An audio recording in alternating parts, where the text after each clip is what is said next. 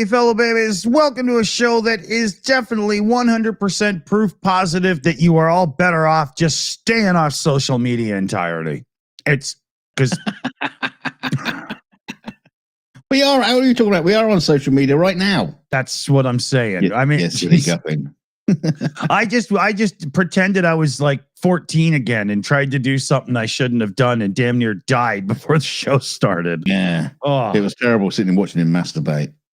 yeah. Oh, but I bought this. Don't do it like this. You don't do it like that. Yeah. It was. Oh, I'm still kind of catching my breath, man. Oh. Yeah, I wasn't even sure you were going to be able to introduce the show. I was getting ready to step in. I'm still trying to catch my breath here. If anybody knows, explain yourself, Mr. Dawson. Yeah, if anybody knows the term bottle toke, it's a thing you do with hash. This little chunk of stuff here, and I haven't done one of those since I was a kid, and I just did one, and oh my god, I almost had to pick my lung up off the floor. It was quite amusing to watch. Yeah, that's all I can say. Yeah, now because we live in a day and age of plasticky bottles and all kinds of stuff, all you have to do is cut a hole in the side of a bottle. You put a little dab of hash on the end of a cigarette. You hold it like this. You put the cigarette in the bottle with the little piece of hash on the top, and it brews in the bottle. And then when it's done brewing, it takes like 20 seconds or something. You go, and you waft the whole thing in. And I won't be doing that again for a little bit. Holy shit. Funny thing too. So when I was like, I don't know, 12 turning 13 was the first time I got introduced to those bottle tokes with hash. And so the guy already had the bottle, and it was a beer bottle because we didn't exactly have plastic bottles everywhere at that point in life, right? And so there was this broken little thing in the bottom of the bottle to get the cigarette in. And so he did a couple with me, this guy that showed me, and I was like, wow, that's awesome. I said, so here, and he sold me a piece of the hash. And I went home, got into the garage where all the empties were kept before my dad would take them in and return them or whatever. And I grabbed a screwdriver and a hammer and proceeded to break like 7 bottles all over the floor, right? Because I had no idea how to get the goddamn hole in the bottle, right? Idiot. So I was talking to my buddy Glenn, and he's like, I don't know either. I've seen that though. I know what you're talking about. So then our other buddy Scott, we got a hold of him, and Scott's like, I know what you're talking about. Here, I'll come over and show you. And he put a dime in the beer bottle and then just shook it against his foot. And the dime popped out the side of the beer bottle right near the bottom and popped the perfect hole in. Not perfect hole, but it made a nice little gap. And I was like, oh, wow.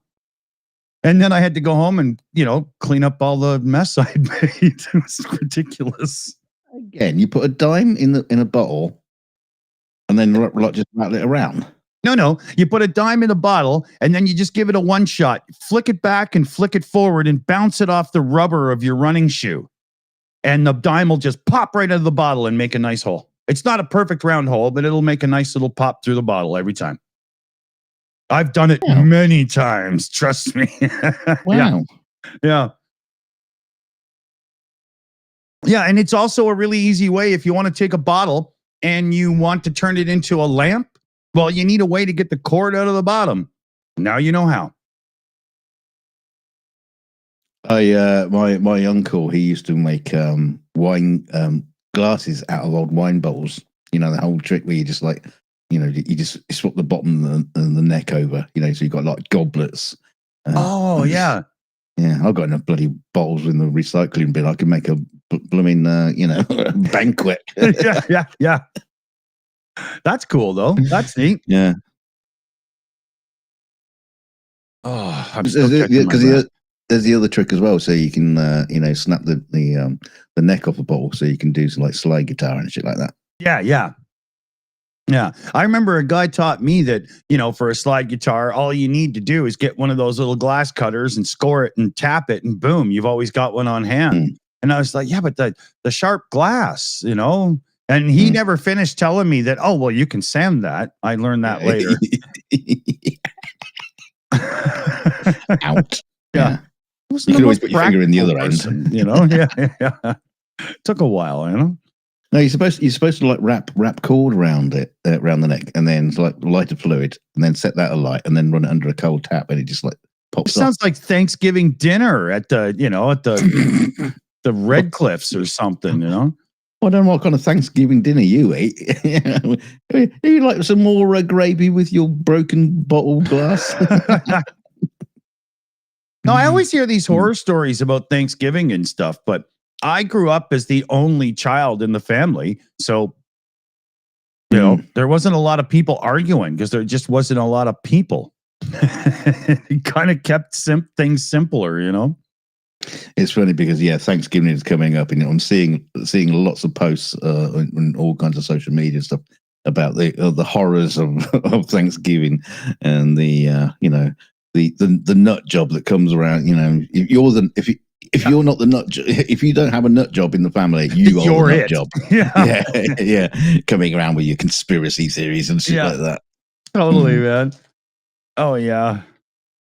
Thanksgiving's a funny one because it used to be where North Americans would sort of celebrate the massacre of others so that we could colonize the land. And then that went away. And now we just give thanks for what?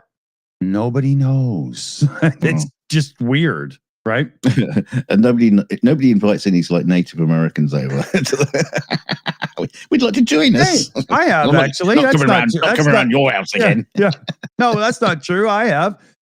For like 4 years, we had a native ancestry guy in the band. So I've had Thanksgiving with natives, and I didn't end up dead, so it can be done. but that dude just brings stuff around for your peace pipe. Oh no, man! Wink. No, nudge, keep his back. Oh yeah, yeah. He was a little bit crazy. Get him drunk, and oh yeah, God forbid somebody tells him off. Yeah. Yeah. Oh, yeah. We used to. Yeah. His name. I could go straight into the racism about firewater and shit like that, but I'm not. I'm not going to. Not tonight. Not yet. George would get all pissed at somebody at the bar, and we'd go, "Oh shit, he's going full engine again. We better get him." You crazy engine. Oh, that's what he would call himself. I'm going engine now, boys. Ah, geez, dude, come on, sit down, will you? Strips down to his underpants and starts doing a rain dance. Yeah, with an axe in the air. But he was the life of the party. Like he was that guy at 3 a.m. in the after hours club. He'd jump up on the table and announce, "We're driving to Florida," and then he'd fall over and pass out. Everyone, follow me. Yeah, it was awesome. It sounds great.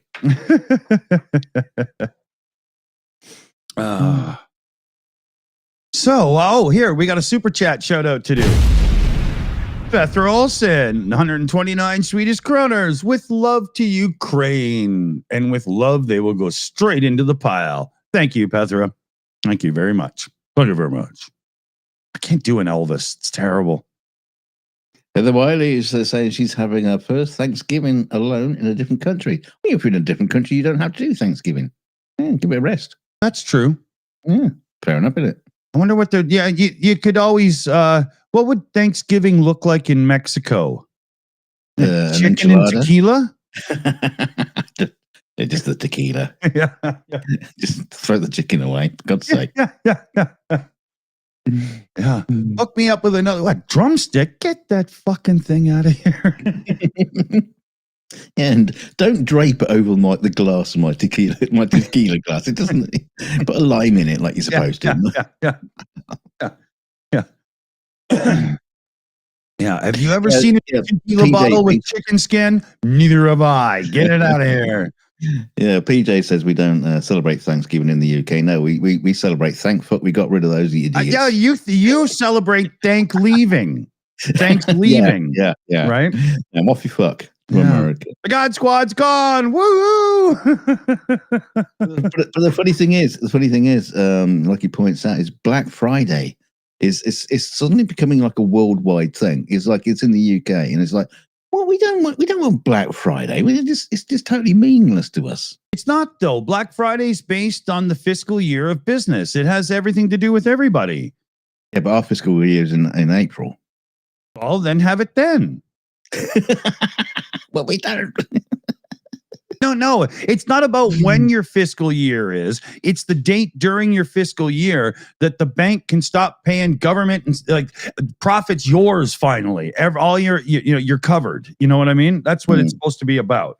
And it's hilarious how there could be one date for the entire country as if it's you know. Well, especially when you talk about the banking systems in other countries as well.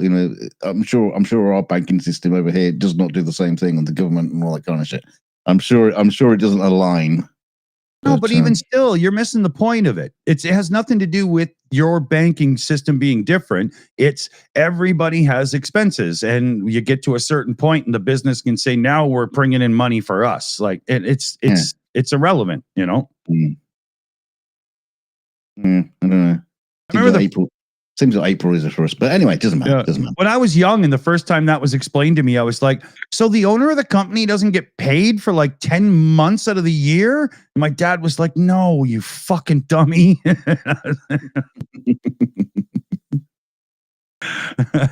Yeah. Get him on the phone because I still don't understand it. You're just being obtuse. Yeah.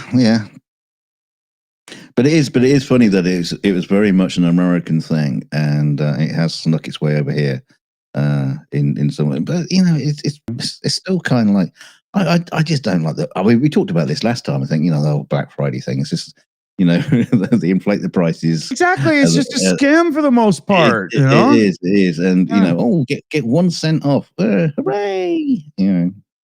That's the one thing that's good about that browser plugin Honey, because it keeps track of the price of things over the last year, and you can see it in the graph, up, down for Black Friday, back to where it should be. I think you meant Love Honey. They're the one that do sex toys. When they have a Black Friday event. Yeah. Speaking of which, Blue Sky. Oh yes, I like it. I like it a lot. Yeah, if you didn't know, we're on Blue Sky. It's at the Shills. Very easy to figure out.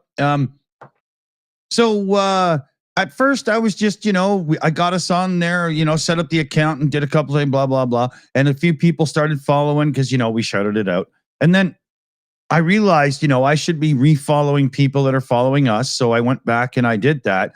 And there was this one person whose name and avatar made no sense to me. Like, it's not one of you guys that usually show up here. So I'm like, well, who are you?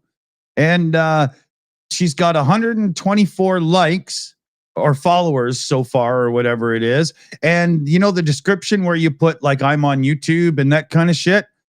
Yeah. OnlyFans. And I was like, oh God, already? Already? Yeah, I think that most of my Twitter followers are basically cam girls or whatever. I don't.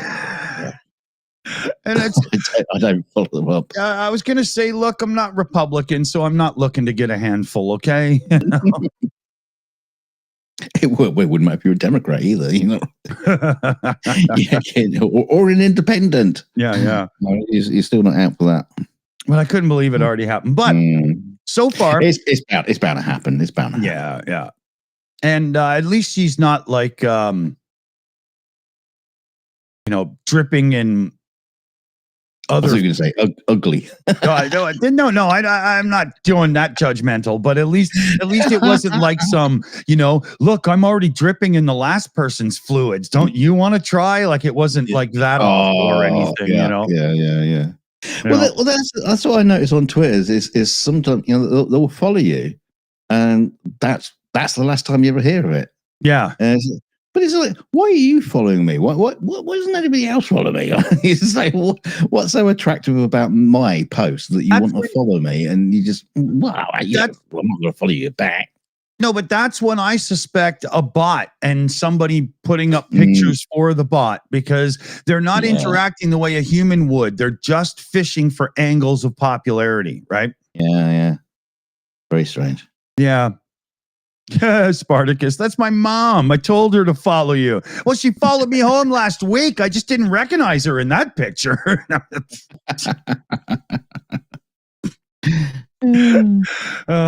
KK says I didn't follow her back. Oh, I'll have to go back and look, because when I realized I hadn't been doing that, now I had to like go through the notifications, and it says, oh, so and so. So you click and you hover, and interact with the account again, because Yeah, I got to go back and do that. I did that. I did a really silly, really silly post, which was just like the because there was all these cock and ball nebula. Yeah, there was all these pictures of nebulas coming up on the feed when I started, and there was this one I just like, I took one, just like changed the image a bit, and I just put like the cock and balls nebula. It's a stupid gag. It's like it's not even very well done. Yeah. But I got a like from some guy. Goes, oh yeah. So I clicked follow, and then when I went back to the feed, all his stuff was coming up, and it was all about penises. and just pictures of well endowed men and underpants. Okay. Thanks for the like. I think he was the first one I hit follow, and the first one I hit unfollowed. Oh gosh. And you're like, wait a minute, I didn't order breakfast, and I'm a bacon guy. I'm not I wasn't our. I wasn't asking for the breakfast. Yeah, exactly.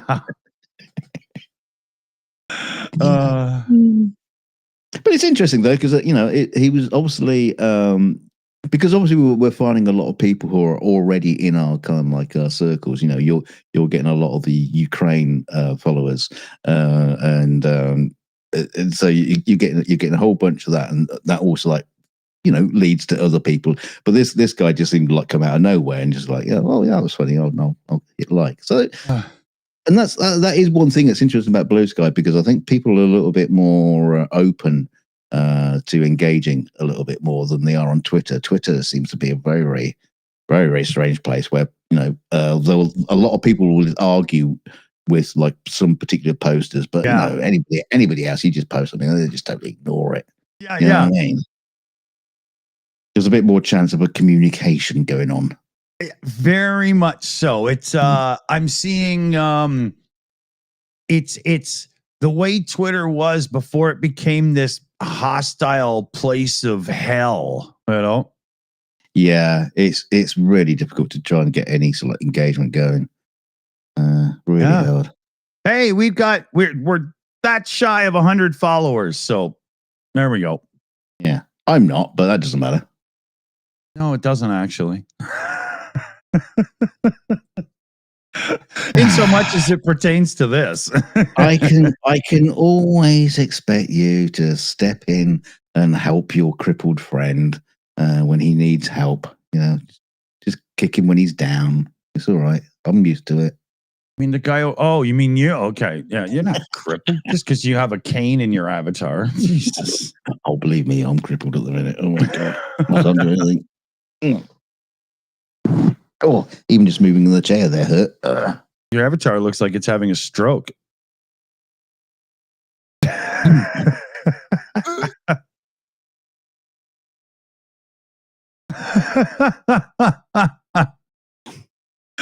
He's suffering a digital death here, people.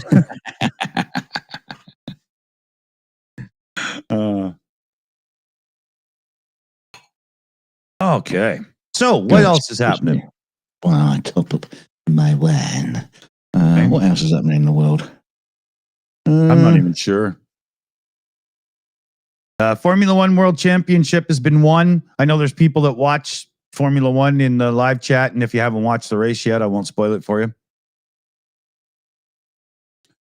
In saying that, if you've been following Formula One, you know who's took the title. So that's just one of those things. But even still, I know it's a great race, though. Was it Ben Collins again? Yeah. Yeah, what a guy. Well, I'm not sure that's his name, but all we know is, yeah. Heather, it's on the Plex server under the racing category. I put all the F1 races in it. Practice sessions, qualifying. Yeah, you must have quite a big collection going on there. I mean, obviously, I'm not going to dip into it. Have a look. It's just because it's not like you're watching just what's currently happening. No, but I every season at the end I delete them because I don't see any. Okay. I'm not going to go back like every now and then I'll go back and watch a classic race. Well, I won't go into it because most of you wouldn't know them, but there are some classic races that were just so unbelievably good. If you're in the right mood, couple beers in, and it's all your zone. It's still cool to watch. Yeah. Are they the ones with Steve McQueen in it? Yeah. No, not quite. Oh. There was a funny headline about a year ago. Brad Pitt's going to drive in the British Grand Prix. And it was the most clickbaity shit I'd ever heard. Well, Brad Pitt is in that movie that was produced by 7-time world champion Lewis, or co-produced, whatever, by Lewis Hamilton. Right. And it looks like it could be a really good movie because they followed the F1 circus around and shot stuff on track. They had a fake team set up in an empty garage and the whole bit. Did they have a guy running around with a golf ball so they can track track Brad Pitt into the cars? Yeah.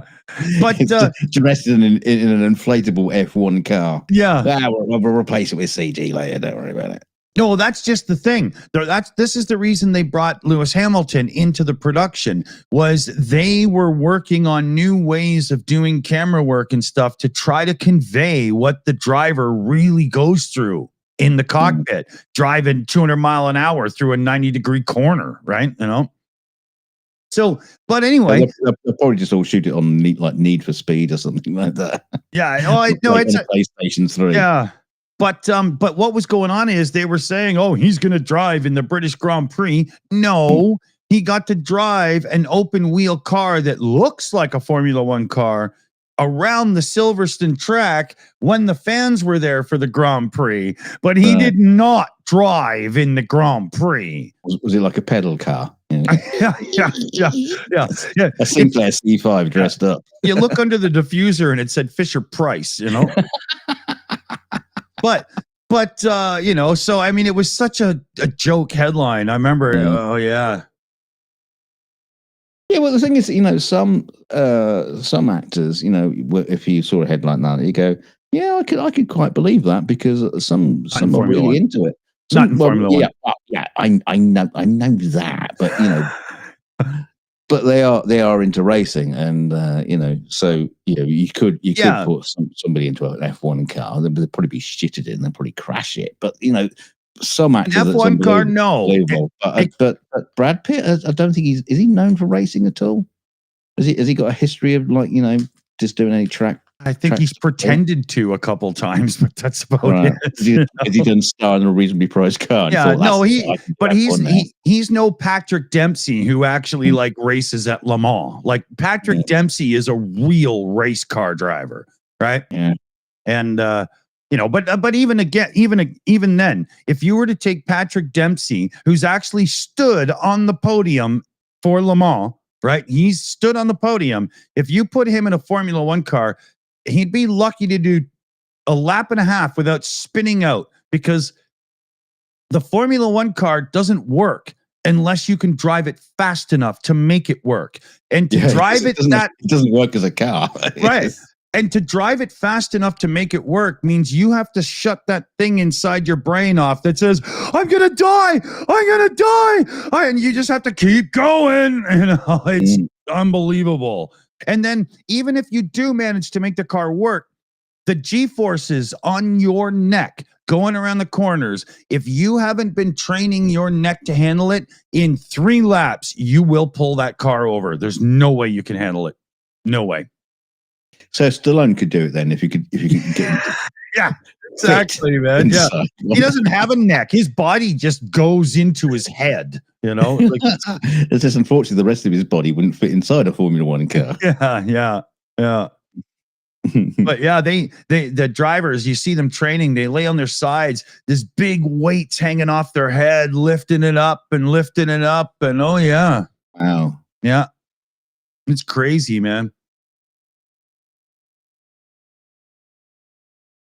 Does that mean if you see an F1 driver, and as long as they've got a crash helmet on, you can give them a good kick in the head? I'm just testing. Yeah. Just wanted to see how tough your neck really is. Whack. Yeah. Old Jack plank on him.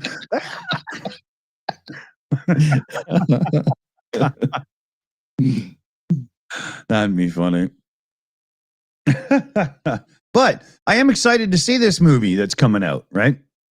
It's this typical damn story. I don't know why they do this in auto racing, but for some reason, Hollywood is completely incapable of making a movie about auto racing without it being the old champion coming back to coach the rookie driver or whatever. I mean, they did it in the movie Cars, for God's sakes. That's what it is every time, you know?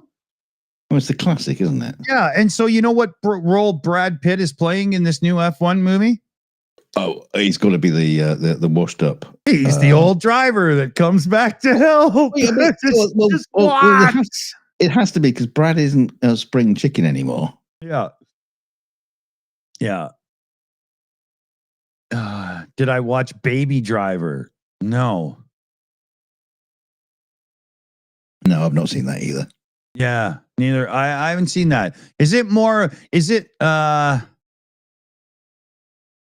wow. It's nothing to do with the racing. Yeah, but hold on. Paul Gilbert has sat in Red 5.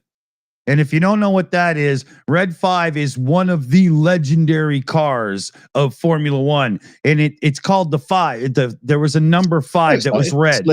It's Luke's X-Wing. What are you talking about? Yeah, no. And it was, what's his name? The mustache Brummy there, Nigel Mansell. That was the car he took the title in. Mr. Mustache himself. Yeah. It's funny that time Sebastian Vettel, the German guy, did an impression of him. I just rub my hands around the wheel and I just kind of go like this. It was fucking hilarious. Okay. A German trying to do a Brummy. It's really hard to imitate that, you know? I'm sure Nigel Mansell's not too hot on his German impersonations either. Nigel Mansell's the kind of Brit that just doesn't want to hear German. I mean, you know. Baby Driver, good flick. Oh, okay, well, I'll check it out. Yeah, I was a big Nigel Mansell fan. You know, he won the Formula One world title finally after some really great years of racing. And then Frank Williams, I don't know why, Williams F1 team, every time somebody wins the world title for him, he's just, and your contract's over, get lost. So what did Nigel Mansell do? He came over to IndyCar, signed up with the team that Mario Andretti was driving, Newman Haas Racing. What did he do? Won the title. It was awesome. It was so cool to watch. I thought it was like going to after your career's ended, just open up a second-hand car dealership lot or something. A lot of F1 guys have done that, man. Way back even into the 60s. Guys like Mike Hawthorne. They retire from racing. They just open up a Ferrari dealership, you know. They all know Enzo at the time back then. I was going to say, they're not selling second-hand cars like, the old large or Peugeot or anything like that. Yeah, it's Ferrari or a Jaguar. Maserati or, yeah. Oh, have you heard about the shitstorm about Jaguar? Even just the new way they did the text for the logo makes me sick. It looks like it's the kind of text that you put outside of a place that sells bubble tea, right? It's just. Did you see the advert though of it with all those like freakish kind of like models all dressed in like primary colors against a pink? I thought they were relaunching the Village People as a band, you know. The whole advert's there. Not a single car in sight. I know. What they were doing is selling a new lifestyle of the brand. And people that drive Jags aren't lifestyle people. They want wood. Well, well, no, here's the thing. Is the interesting thing, because as soon as you hear Jag, you think of Jeremy Clarkson. Oh, I got my Jag. I'm driving my Jag. Yeah. As a kind of an old fart kind of mentality to the name Jag, and of course, a man that's just a little too fat to sit in the seat. Right. Yeah, but the thing is, they're not selling the big old Jags like they used to. They're not selling any anymore. That's the problem. But they've definitely sort of like, gone into the more sporty models as opposed to the big fat Jag you was used to get, which is a real shame because they were gorgeous, luxury cars. It's the wrong thing to do. It's just like Cadillac abandoned all the rich old people and went with these sporty, we're BMW now cars, and you hardly ever see them. Nobody wanted that out of Cadillac. They wanted the smell of Ben Gay. Ooh. Who's he when he's at home? Ben Gay. Ooh, hello. I never thought of that. And why aren't they pressured to change the name of that product? Hey, that meme of BMW drivers, and you see all the time about their parking abilities. I experienced it for real the other day. There was this BMW driver sat outside the post office. We have a local post office. Diagonal through 3.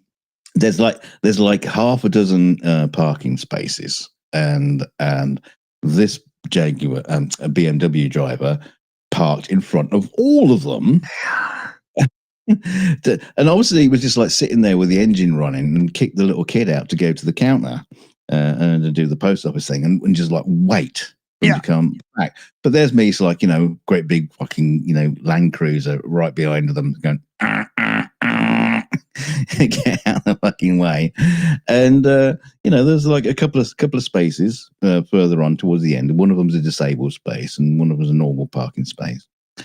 They managed to park on not only just the empty space, but across the jagged lines for the extra space for the disabled space and into the disabled parking space. You know what you do to those guys? I still don't have anyone to park.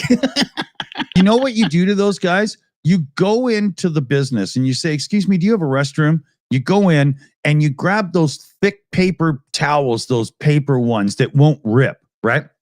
Mm. You stick one right up your balloon knot with your finger and make it nasty. And then you go out to that car and you wipe that paper towel on the door handles. That's what you do. I just shit on top of it. Or just pull out the tip of your pecker and rub it on the door handle. Just I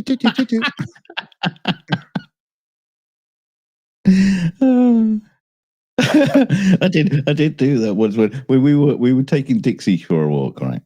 Into this little area, and there was this little spot by the woods. There's only like 3 parking spaces, and one of them was like parked in there, and it's a disabled spot. We got disabled badge because Kelly and all that kind of wheelchair and all that kind of shit. And but there's somebody in the disabled spot, no disabled badge whatsoever. So obviously just a cunt. And Dixie did this shit.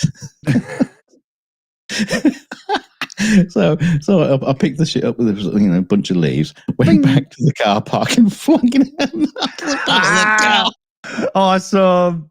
I actually felt really bad afterwards, but it's like no. I think if somebody without a pass parks in a handicapped spot, it should be legal for any civilian to just simply take a knife and stab all 4 tires, so they can't drive away and they have to. I don't see a problem with that. 1 second here. 1 second. I don't know about damaging, but because that's no good because if they're stuck with 4 ripped tires, they can't get out the spot and can't free it up for potential actual users of the spot. What you need to do is find a way to just like embarrass them. Yeah. Oh, mind you, we get that too. Even though we got a disabled badge, I've parked in spots and like just sat in the car, and I'll have people come up to me come up to my car and just like glare at me, like, "Oh, you're parked in the state. I've got a fucking disabled badge." Yeah, I know. But they glare at you. It's like, oh, you're not disabled enough. Yeah. Well, what do you think the wheelchair's for? And just like the jumping up and down for. It's like, shut up. I found one of those disabled things that you hang from your mirror once. And I was like, okay. So I got home and I called the Department of Motor Vehicles, whatever our thing is, and I say, look, I found this thing. And then like, oh, just throw it away. Okay. Right. So I threw it in my glove box because I thought one day that's going to come in handy, not for me to be an asshole, right? But one day that's going to come in handy. So one day Felix and I were at, I think it was McDonald's, and he was screwing around in the little play thing. And I was sitting there waiting for him. And I overheard an older couple that were there with the grandkids bitching about how hard it's been to replace their handicap parking pass. And they haven't been able to use the damn spots because people get mad at them and stuff and whatnot. Right. Yeah. And I was like, hey, 1 sec, I can hook you up. And I went and got it and told them, and they were like, oh, that's awesome. Now, $200. They are, I did not. They are numbered to you specifically, and it's not truly right for them to use that one. But they're waiting for a replacement, and they were like, 2007 years old collectively, right? So I just gave it to them. Well, also a lot of these places, like McDonald's, it's a private car park anyway. It's not like a public car park where you're cheating the system. That's right. It's a fucking McDonald's, and they will just like give it a glance over them, but they won't fine you or anything like that. They'll just be an arse. But it's perfectly acceptable for them to have that. But the thing is, what happens a lot is that it's a prime target for theft. Believe it or not, a lot of people, even in the days when you used to have a tax disc on your window in the UK. People would break into your car just to steal the tax disc or frisbee.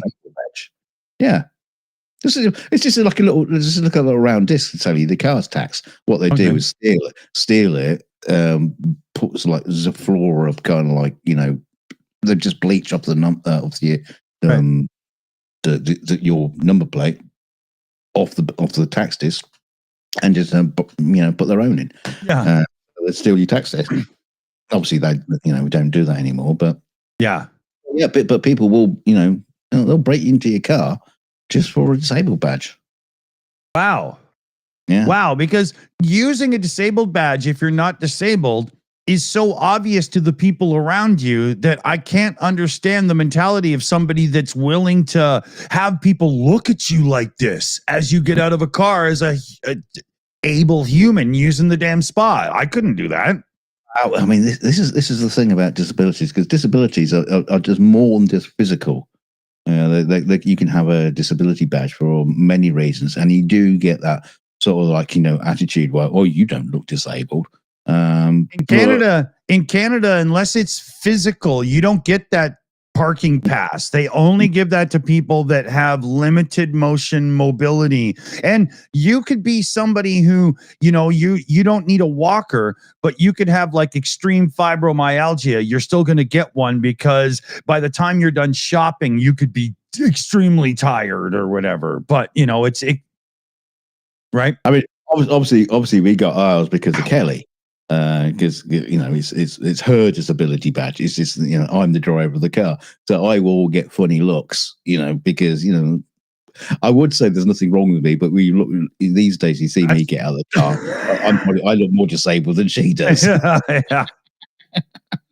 Especially when I'm struggling to get the fucking wheelchair out the back of the car.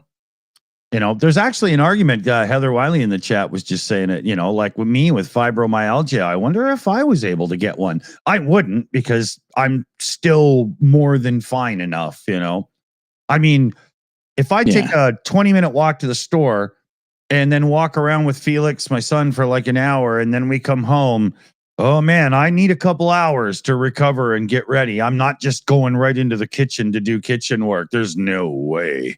But even still, I know other people are way worse off, so I'm not taking it. Yeah. Well, first of all, we've got to get you a car, so before we worry about that. Yeah. My neighbor's upgrading hers. She asked me because she knows we're starting to save up to get a car. She asked me if I wanted it. I was like, nope. Wait, what was it? A Nissan Versa. Hmm. You know, I wouldn't take the time to joyride that thing off a cliff. It's just not happening. You know, nothing against the car. I mean, they're not like, it's not like it's the worst car. It's not like a Hugo or anything. It's just not my kind of car, right? You know, you know? I wish we could get some of the cool European cars as a real car guy that I'm interested in life, but I just can't get them, you know? Like a Lada.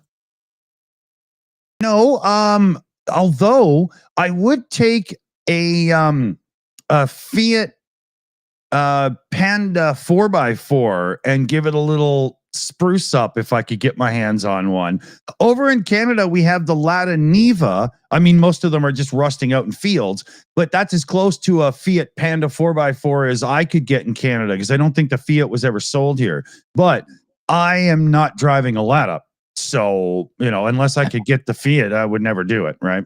There's no fucking way. I don't know.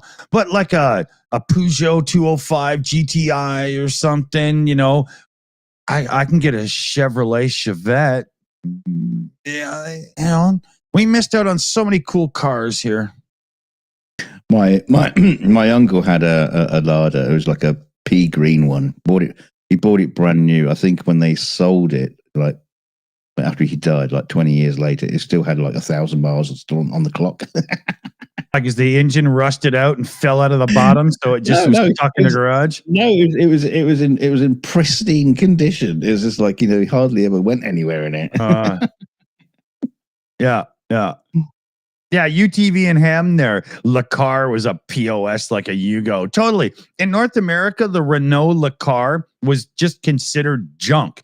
But to you folks in Europe, that's the Renault 5, and it was a seriously popular vehicle. It's hilarious, you know. Yeah, we had a Renault 5 for a while. It was a funny little car. But no, the North American side of things always gets it wrong. So I'm sure that there's some kind of weird difference to our Renault 5, like with emissions and stuff. It only had 18 horsepower or some crap, you know. Oh yeah, I mean, our Renault 5 was like, you know, like an L version, you know, like the bottom of the list. Yeah. You know, you're lucky, you know, it had seats, you know. Got a couple of buckets in there, screwed down to the floor. You know, what else do you want? You know? I remember when I was 17, I can't remember the guy's name anymore, but he bought a Ford Capri and he was all excited, right? And I was like, because a Ford Capri in North America was just a Mustang, but instead of a flat panel for the hatchback window at the back, it was a little bubbled out. And that was what we called a Capri over here. And I couldn't believe he was excited, right? You know, he was like all excited. So we meet up at McDonald's that night, and he had the real Ford Capri. And I couldn't believe I was seeing it. I was like, wow, that's awesome. You know? Yeah. PJ says that he wanted a Ford Capri. Yeah, everybody wanted a Ford Capri. I've told you all before. We had a little tiny little priest who used to come and, you know, come around and visit, you know, like they bloody well do. But he was a tiny little man, lived with his mum, and he had a black Ford Capri, you know, like 8-liter engine, tinted windows, and this big black car. Oh, the priest is here. That's hilarious. Yeah, it was a fantastic, amazing car. They were great. They were awful, but you know, they were still. There was definitely a coolness about the Ford Capri. Yeah. I remember because when he got that Capri, I had never seen one in the flesh, in the metal, right? And I always thought that the Ford Capri in pictures, the way I would see it in magazines and stuff, because I mean, this is pre-internet days, right? I thought they were the size of like a 74 Corvette. And then when I saw it, I was like, "Oh, it's a Datsun 240Z." No, I thought it was bigger. I could, it was. They actually looked big, especially with that huge long bonnet. Yeah, man.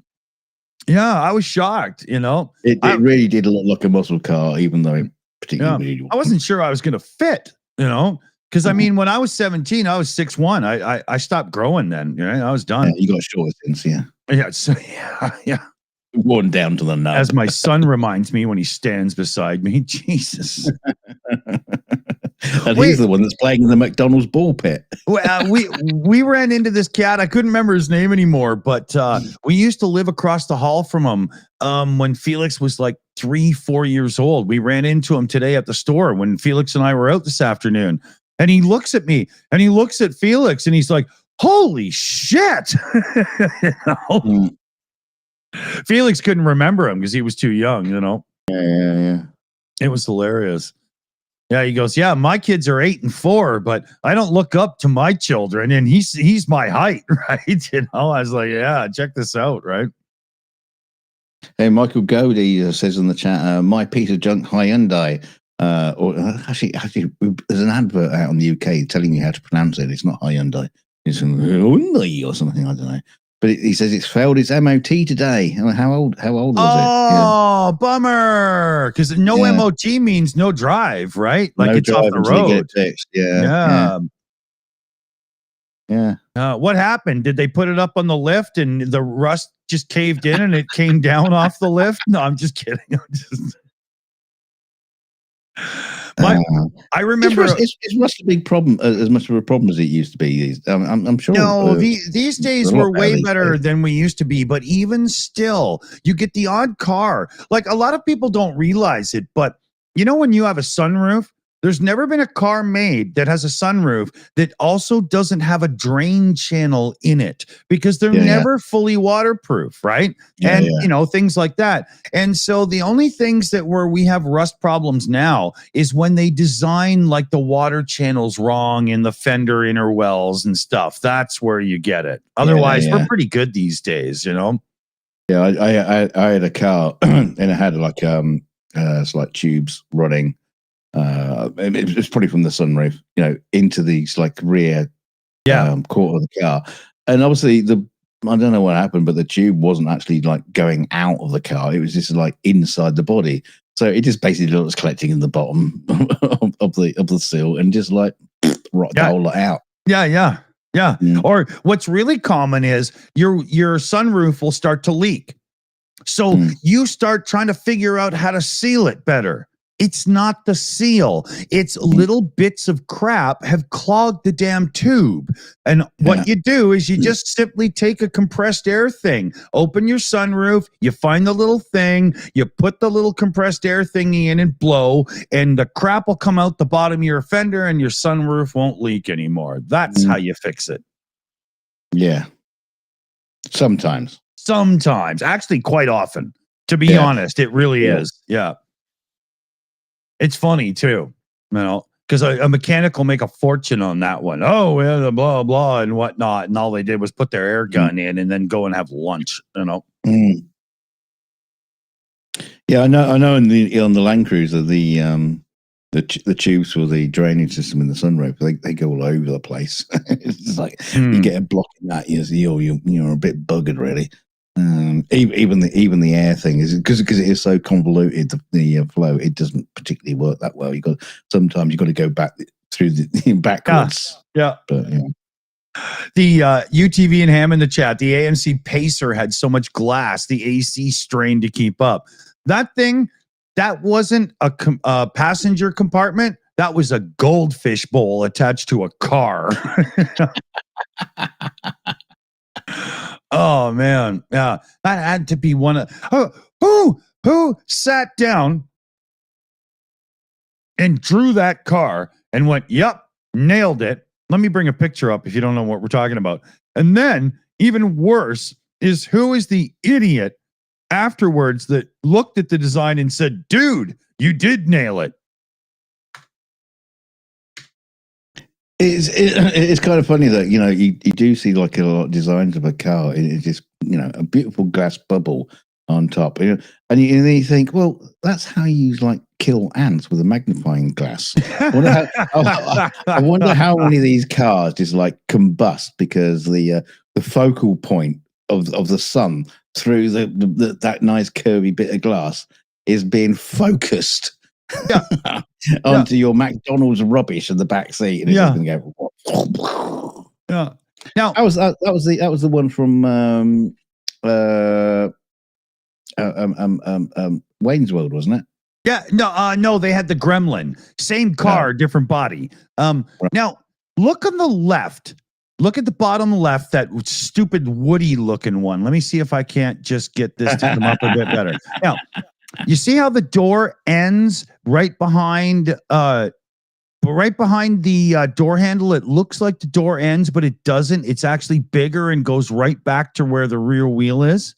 Right. You see that? Right? Yeah. Now, let me show you this side of the car. Look, the door isn't as long. The passenger door of this fucking car is longer than the driver's door to make it easier to stuff your kids in the back seat. Okay. Yeah, that's what they did. Why didn't they make both doors longer? I don't know. They only made one. That Woody one isn't that the car they used in National Lampoon's Vacation? It could have been, yeah. Oh, you hate it now. Wait till you drive it. Yeah, yeah. But, oh man, what an ugly car! Yeah, is the Pacer the Wayne's World car? I thought it was the Gremlin. Is it a Pacer? I wouldn't know. Yeah. Is someone correcting you in the chat? Yeah. Well, not correcting me, but the dude says AMC will always the Pacer. Martin Casper in the chat there. Heather Wiley says Gremlin. There's a fight. Okay, there's hold a fight on. war going on in the chat. Let me just look. The Wayne's World car. Oh, okay, yeah. It is a Pacer, but it's the newer Pacer with the front squared headlights that stick up a bit like a Porsche 911. I shit you not. Here, hold on. Let me bring up the picture. Here, sorry. There. See, they tried to give it a Porsche front end, but it is a Pacer. I thought it was a Gremlin in the show. Okay, yeah. Good call. Knowing Hollywood, what they did is they bought a Gremlin and then made it look like a Pacer. Totally. Yeah. Yeah, KK in the chat says, yeah, because the kid's got to enter the curbside, not the other side. I agree there. That's why only the one door was longer. But you've just taken yourself out of all right-hand drive markets by not making the other door longer for them. That's what, right? Yeah, but I don't think we'd have bought it over here. We got our own shitty cars. We don't need yours. Yeah. And there's that, what's that fucking Hyundai thing in Canada? The Veloster or I don't know what it's called. And they did the same thing. There's only one door for the back seat, and it's on the curbside as it pertains to North America, which is great for curbside. But I don't know about you, but I went to a school with a parking lot. Yeah. But also you might actually come in from the other side anyway. Or you could go to the bar with your friends. You could just put another door on it, you morons. What the fuck, I couldn't believe that. The neighbor of mine bought one of those when they came out, and I was like, wow, what a stupid car. I didn't say it, but I was like, wow, what a stupid car. Sorry, did I say that out loud? Yeah, exactly. Yeah. Yeah. They are actually shit. She let me have a go in it, and it is actually kind of fun to drive for a front wheel drive car. I mean, it was pretty cool. Clutch was a little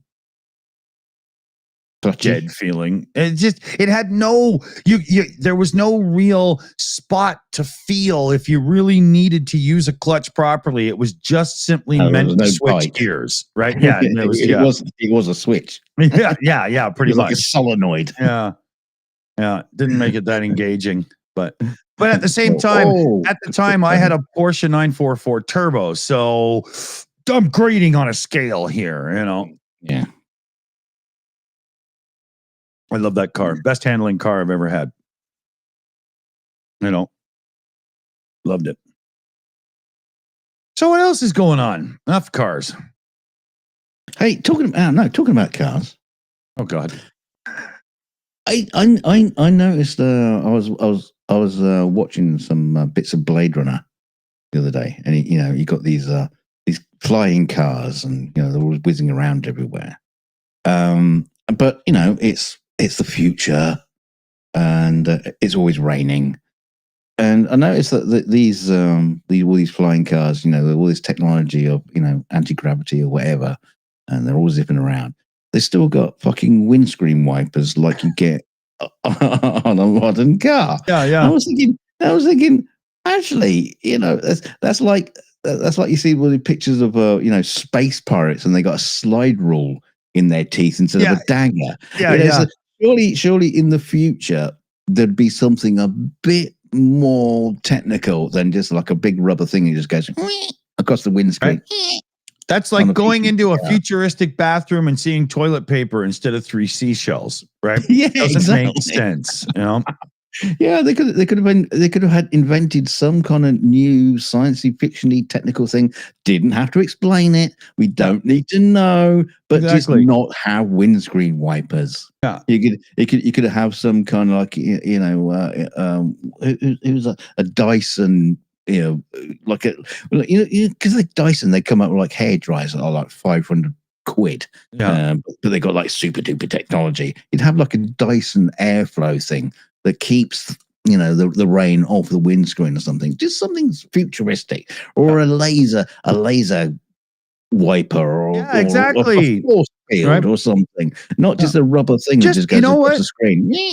Even no, you know what you do? You just don't have wipers and you don't have water on the windshield. Figure it out for yourself. It's like the X-Wing or the TIE Fighter. There's no room for fuel, but they fly. It's fine. Don't worry about it.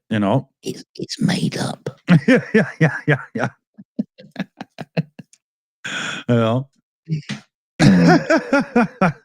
It just made me laugh. Looking at it in hindsight. Oh yeah. I've talked about the show before. Silo, Apple Plus TV, Apple whatever. Yeah, so I watched the first 2 episodes of the season 2. At the end of the second episode of season 2, I just found myself going, why didn't I save these up to binge watch them? What binge watch? What the fuck have I done to myself? Because as soon as that episode ended, I was like, and there's not another one. It sucked. The thing is, I kind of like that. I know it's a very old-fashioned approach, but I also find if I'm binge watching it, I'm not really giving it the care and attention that it really needs. You need to watch an episode and let it stew in your head for a little bit before you hit the next one.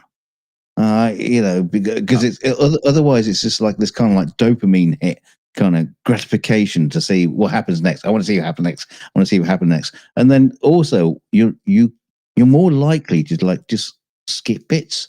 Yeah. People's conversation, or it's a bit slow, so just skip it. I'm very careful about the few shows that I actually like to watch versus the shit that I just consume. I make sure I get Felix set upstairs with snacks and stuff. He's got a recliner up in his room that's aimed at his TV. I get him all ready into one of his movies, and then I sit down, right? Otherwise, nope. I can't stand that. Like when I'm going to watch a Formula One race, the only interruption I'm willing to have is going out for a smoke break, because I don't watch Formula One in this little cubby hole that's in my living room, right? So, but yeah. You mean the studio? Yeah. Fucking There's a guy today in my classifieds. You know, I'm a classified hound. I'm always hounding the classifieds for things because you get some good deals sometimes, especially if you're a little bit handy with the tech. There's a guy. He's got a 77-inch TV. It turns on. It turns on. It looks like it's going to turn on, and then it shuts off. But then if he turns it on again, it works. Well, I know what that is from experience. He wants $200 for it. I got a hold of him today. I was like, you know, I'll negotiate the price to like 170 because it's broken. He says, yeah, okay, that's fair. You know, I got to see it do its little on off thing. Yep. Okay. But I'd like you to deliver it and then I'll give you the full 200. And he said, okay, but I need a couple of days. I was like, fine. Okay. So I'm going to buy the TV off him. I'm going to recap it. It'll cost me about $45 and then I'll sell it for $800. You know? I've got a 65-inch that kicks ass and my living room isn't big enough for more. I would have to turn my head to see the whole screen, right? It's stupid, you know? Yeah. So I'm just going to make money off it. Yeah. You'd be IMAXing it. Exactly. Yeah. Yeah. Yeah. Yeah, it will be, David. David Kendall says, nice flip. It will be. I do that quite a bit. I got R65 for like $120 because it does the same thing. And I know instantly that's a recap, right? No problem. Now, I've even got a good desolder thing and everything, right? I'm really Magnum 45. Is that you just doing that? Yeah. I may not be an electronics expert, but that's pretty sure that's not how you desolder something. Yeah. Give me 1 sec. I think I just heard my doorbell, and since Felix is with Mum, right? Hold on. Bing bong. It's the nut jobs. We got a member messaging from K&K's GG. It says, is there a link to the Plex server in the Discord? No, there's no link.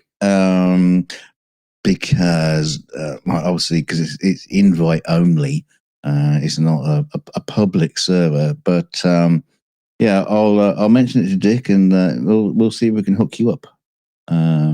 So we'll see what happens. I'll wait for him to come back when he's finished dealing with whoever's at the door. Who's at the door, Mr. Dawson? New show coming up on the Shills.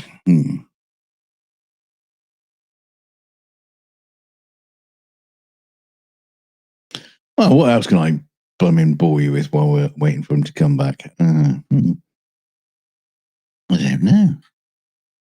Scrolling through my list, I've gone through my list of little things I want to talk about, you know, but didn't take very long. Oh no, I've got some notes. I've got some notes here about something. I've got to say that. I can't blow it. I need to keep that. Need to keep that to myself for a minute. Oh, KK says, I wasn't angling for an invite or anything. He does talking like it's like a service that we do. No, it's not. But he does give it out to some folks. Ooh, what was that? That was a 1 minute. That was a 1 minute thing. So he's up to no good. It's probably the nut job has come round again. He's going to call the plates. Maybe Dick should invite the Jehovah's Witnesses to come on the stream. PJ, do you want to hear about Jesus? I mean, you don't know. What were they witnessing anyway? I don't understand this Jehovah's Witness thing. Never understood it. And more to the fact that I've never really taken the time to actually look into it. You know what I mean? It's just, Jehovah's Witness. Yeah, blah. Yeah. Never really looked into it. Marshall James says, I'll debate them. What is this? It's like when you get a scam caller. Just waste their time. we got what's Matt says what's his favorite AI cover I've made? Mr. Squidworth singing Mr. Bape. Yes, that would be my favorite too.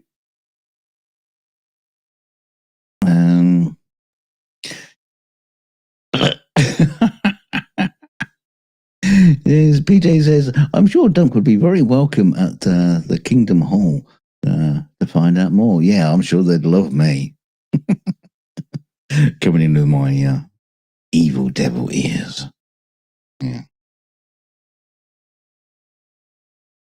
I don't think I'm allowed onto hallowed ground. Yeah. You just see fireworks whenever I walk into a churchyard. It's just like, thou shalt not pass.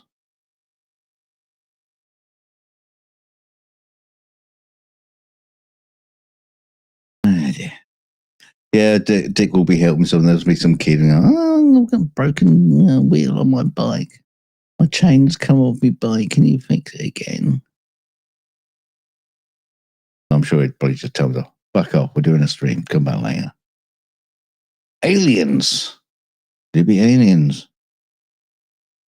Nah.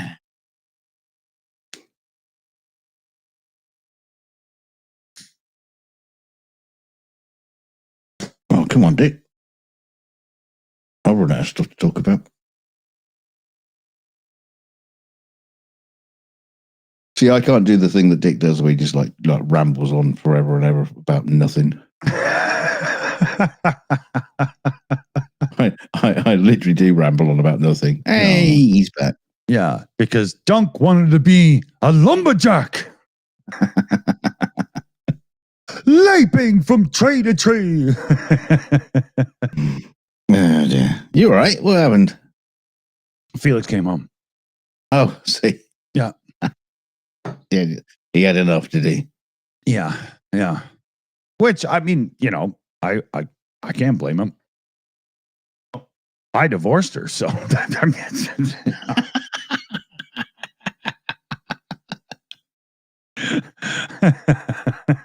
yeah, it's funny that you know she doesn't get visitation rights on you, does she? She just no. Oh, can I just keep him for the weekend? No, it's not how it works. Yeah. We're divorced. Fuck off. Oh man. Yeah. But you know, it's funny. So Dunk knows this, but you know, so I'll bore him a bit, but I'll tell you guys. My son's been working. Sorry, one sec. Sorry, I don't usually cough at people. Sorry about that. My son's been working with a new occupational therapist for about 9 months. What my ex doesn't know is she is an occupational therapist that works with adults, not really the children, even though mine's 17, still children. And her job specifically has been to work with my ex more than my son. And so we have a meeting once a month, and I let her know how the, you know, back and forth with mom is going. And are we finally getting to a position where we can have discussions that actually facilitate interaction that, you know, furthers Felix's things in life and stuff instead of just and whatnot. And in the last 9 months, it's cleaned up to the point where there's no bullshit at all anymore.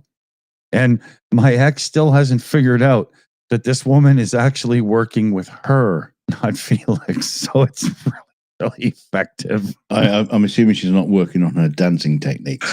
Not quite. Yo, PJ, I fucking hope you're right too. PJ says, I hope your ex isn't a secret Shills subscriber.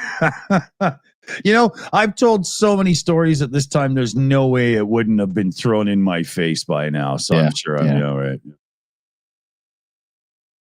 Yeah, we'll be getting more community strikes or whatever from YouTube. Can you imagine? Yeah.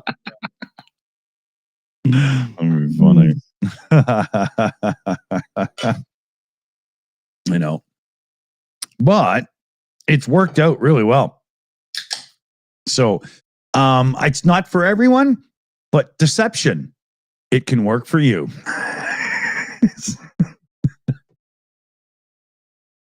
Oh.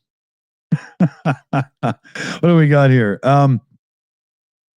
We've just been gifted 5 new memberships. KK in the chat was asking, is there like a link to this Plex server in the Discord?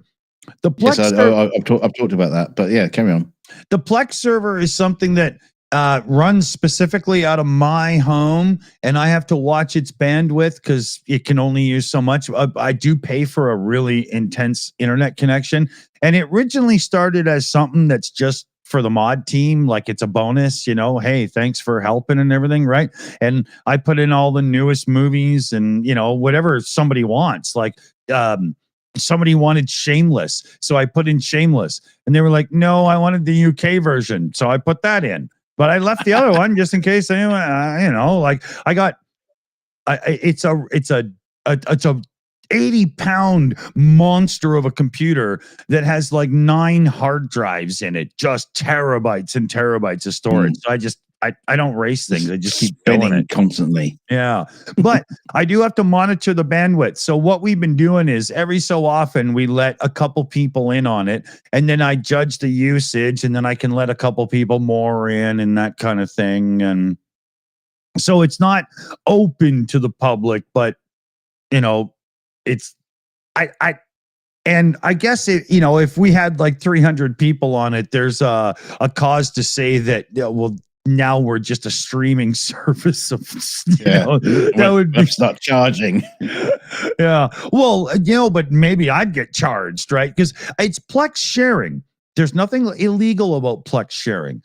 But if you Plex share to 300 people that are all, I do believe there could be an angle there. But over time, and I always we know who our most watched viewers are and stuff. We're opening it up to a few more people here and there. It's never going to be open to everybody, as that would just be totally illegal. Yeah. Maybe we'll move our server off to Switzerland or something and just let it run out of that. Yeah, well, if we were to do that, if we co-located it somewhere else, then we could do whatever we wanted. Right? Yeah. Got 4 billion people signed in. Anybody live in Nigeria with a fiber optic internet connection? I know a prince over there that might be able to help out. Yeah. He sends me emails all the time. Yeah, like Carl says in the chat, everybody, Plex is the kind of thing you can just download it, put it on your computer, and as long as you know how to gather media files, you can fill your own server. It's really easy to do. And plus, the Plex app has all kinds of ad-supported TV channels in it and whatnot. I mean, for the average person who's paying like $70 for a shitty cable TV experience, just put the damn Plex app on and you'll find it. Most of it's there and you'll stop paying. Just pay for the internet. It's a really good app. I don't watch any of the ad-supported stuff because I just bootleg everything. But, Don't say that. Okay, so Dunk on You 23 gifting out 5 Shills memberships and then throwing in a $20 super chat. Dick, have you watched F1 yet? Just wondering. Yeah, I did get a chance to watch it earlier before the show, so I know what happened, but I still didn't give it out any spoilers or anything, just in case anybody else didn't. I was really disappointed that McLaren played it wrong with the rear wing, but yeah, it was a great race though. It was really good. I gotta say, I put this out as okay. We used to say tweet. What is it when you do a thing on Blue Sky? You fist it. I'm not doing that. You do a bluey. A blued? I blued? You blued. I clued? Yeah, it's kind of interesting that Twitter, had the little blue bird thing, because it was already a tweet. But there's Blue Sky's got a little butterfly as their kind of like logo sort of thing. It's like, Yeah. yeah. How what, did I butterfly it? Did I flew it? What? Where's the slang that's going to come from this? Where's the the new kind of like language? When little bird does a tweet. Tweet. Yeah. There you go. Twitter. Yeah, all makes sense. But a butterfly, Blue Sky, Mr. Blue Sky, Mr. Hang on. Mr. Blue Sky. I don't know. What's it gonna be? What's the language? I think it's a flutter because the butterfly is actually called a flutterby. So I think it's a flutter, as they're saying. We've got Carl Jacobson and Carl Richford. Really, guys? So the Carls think it's a flutter. What does everybody else think? That's interesting. Yeah. Yeah. So I fluttered today. Now, what did I flutter? I don't even remember what I was going to say anymore. What were we talking about? You flustered. Yeah. I think we had a point. You fluttered a few things today. Yeah. Yeah, I fluttered, but I opened a window so nobody could smell it. It's just yeah, what the hell were we? I don't know anymore. Yeah. Somebody rewind. KK says, Jeff Lynne, you ain't dunk. No, I'm more never mind. Never mind. Yeah, KK says, I don't know about flutter. Kind of sounds like a bodily function. Like that's where I went. I fluttered today, but I opened the window. Yeah. I had a flutter. I fluttered once, but it wasn't in public, so I didn't get arrested. It's not this time. What do we call them? My mind's churning and it's not coming up with anything, which is not like me. Yeah, but also very much like me. Yeah, brain's empty. Gone. Damn. The name Blue Sky just doesn't lead to a good thing like Twitter tweet, right? That worked, I wonder if the original name Twitter was picked because they knew it was tweet, right? Yeah,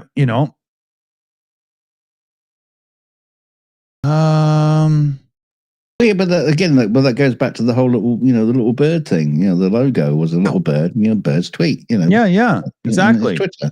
Yeah. So yeah, it all made sense. Yeah. And then Musk changed it to X, and now it's all an excretion. I know. Yeah. Brilliant. Yeah. I mean that's the thing. Yeah, Musk wanted X all along. What was it? X. He wanted it. He wanted X to be all encompassing. Back during his PayPal days. Yeah, is that right. It goes back to then when he wanted X just to be this big thing, and then nobody took it on, so he bought Twitter. Yeah, changed the name, and it meant nothing to anybody. Oh man. KK says Google says they're called skeets. Skeets? Blue Sky skeets. So it's a clay pigeon? Skeet surfing. I don't know. Yeah, but a skeet you shoot down. So I gotta say, I skeeted. You squatted. If I have to say I skeeted, I'm going to feel like that guy that lives in a trailer park who walks out in a mustard-stained wife beater to chop wood for the wood stove that I haphazardly installed in my living room. Go to Jimmy. Skeeted? I don't want to skeet. I don't want to, so today I skeeted. Skater, Hey, skater, did you skate? I didn't skate. Yeah. No. Yeah, I think Flutter is still winning at the minute. I don't want to skeet. That's wrong. Want to scout. Scooted. You squeated. Oh. You squatted. Yeah, I squirted it. You squirted it. There you go. You did a squirt today. Yeah. Blue squirt. I squirted it today and nobody even touched my vagina. So this is not going well. Blue Sky, you got to change the name. This is not working for me. Yeah. Yeah. Yeah, see, Mike W in the chat says skeeting used to be slang for ejaculating. See? No. I skeeted today. Was it? Yeah. Was it? I never heard that. Look, imagine this conversation. I'll add it to my list. Yeah, I skated today, but it's fine. I did it into the garbage can. Or, Yeah. Did it out the window. I skated today, but decided no, and I just, discarded it into the trash. You Kleenexed. Anyway, what were you saying? You can't remember. No. I fluttered quite a cool thing yesterday, which was I can't take that seriously. It's never going to work. It was the alternative universe pub chat. Where I brought a screenshot of a pub chat. David Packman was on the show. And it's funny because it's got lots of attention, lots of likes, and sort of this stuff. But the thing was in my flutter or my squeak was that the fact is what would you have? What would the topics be? What would be the conversation we have? Answers in the comments. No, nobody's engaged in it. It's like, come on, this is where the fun begins. But you should have structured that tweet. What is it called? A squattage. Nodded.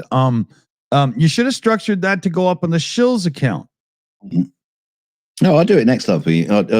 What you need to do is me. No, but you're on the Shills account, so I can't do it. Yeah, but you can. I'll give you the fucking password, please. No.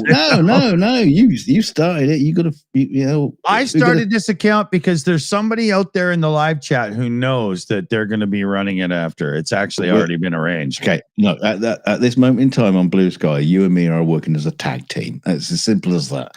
And what you need to do is you come up with your alternative universe pub chat guest, and ideally there's somebody on no, like Mark Hamill. We have Mark Hamill on our pub chat, but then you can drag his followers in. I know he can do that. Mark Hamill, and I know what I would ask Mark Hamill.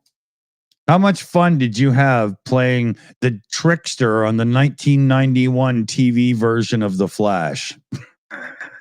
Nobody knows what I'm talking about right now, but it happened.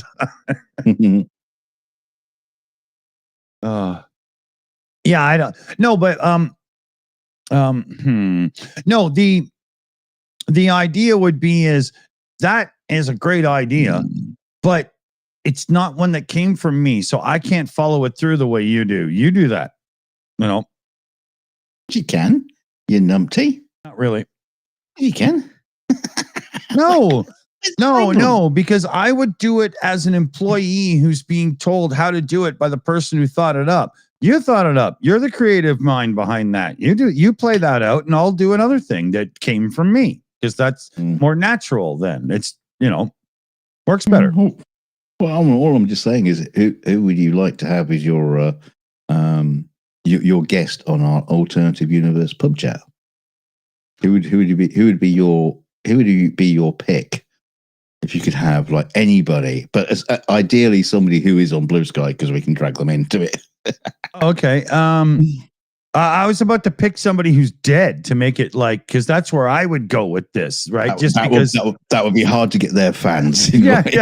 Well, Adolf Hitler is he on Blue Sky? Yeah, no. It's too liberal for Adolf Hitler. He wouldn't. No. At this point in the world, I think Adolf Hitler is probably more liberal than anybody that we know in politics. he's coming out like the good guy at the minute, for fuck's sake. Oh, God.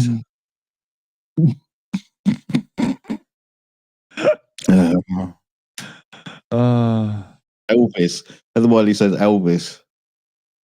Which era of Elvis do you think? The early days, the pre-Hollywood. Yeah, do you want days? Do you want cool Elvis, Hollywood Elvis, or cheeseburger Elvis? I think I'd have more in common with cheeseburger Elvis, to be honest with you.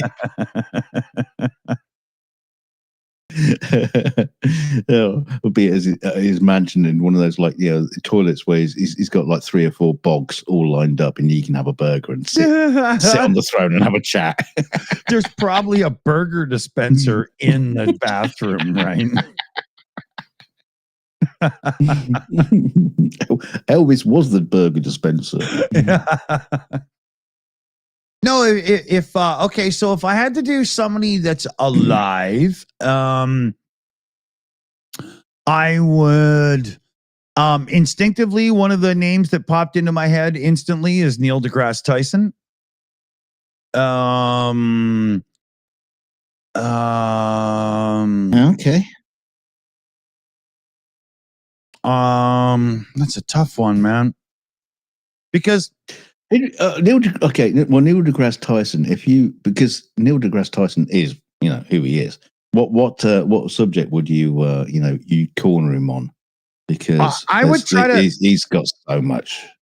I would try to take him out of his comfort zone and get him to start applying like physics to strange things and stuff, and put him on the spot and make him just go, for the love of God, would you stop this? That's what I would do. To be fair, we are talking about PubChat, and PubChat is designed to take people out of their comfort zone. That's the whole reason why we want to have guests on here. So we're not just talking about, aren't you brilliant? No, we want to go, what's your I would get which is your favorite drag queen, Neil deGrasse Tyson? I would get Hulk Hogan to sing the songs from The Wizard of Oz. And then I would, Ding Dong, the Witch is Dead, and all that kind of stuff. Yeah. And then I would paint him orange and send him off to Mar-a-Lago. No, you got to get Hulk Hogan to go, we are the guild of the Munchkin, blah, blah. Yeah.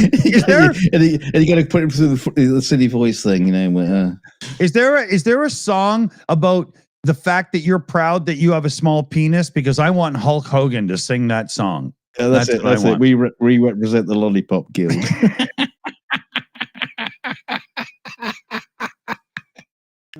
Or no, you know what?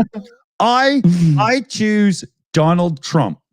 And the first question I'll ask him is, hey, how come you're willing to put your cock anywhere except for your wife? Because she's got taste. She's just got those doors that just like slam shut. Yeah. That thing clams up like Fort fucking Knox when he walks in the room. She gets a headache just walking into the room and look at him.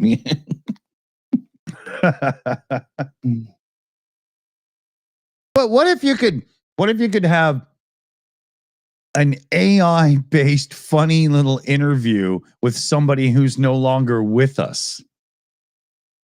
Right? Right?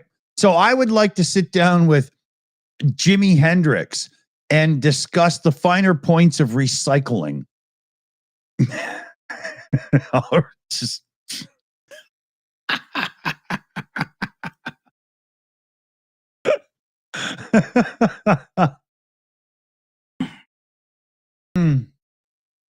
Or what about somebody from fantasy Hollywood? Imagine sitting down with like Forrest Gump to discuss what it's like to hang out with the Black Panthers at one of those hangouts back in the 70s, right? Yeah. Heather says sit down with Randy Rhodes. Yeah, for sure. Yeah. Bill Hicks. Isn't he alive still? Excuse me. Bill Hicks, he's very much dead. Which one? Maybe I got the wrong thing.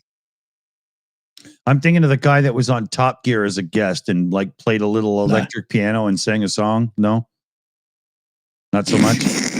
I don't know who you're talking about, but that's not Bill sure Hicks. His name is Hicks. American comedian. Oh no, I'm thinking famous. of a Brit. Yeah. John Candy, good one. Yeah. No, I had one there. He's gone now. Well, he is gone. That's why he's dead. Yeah.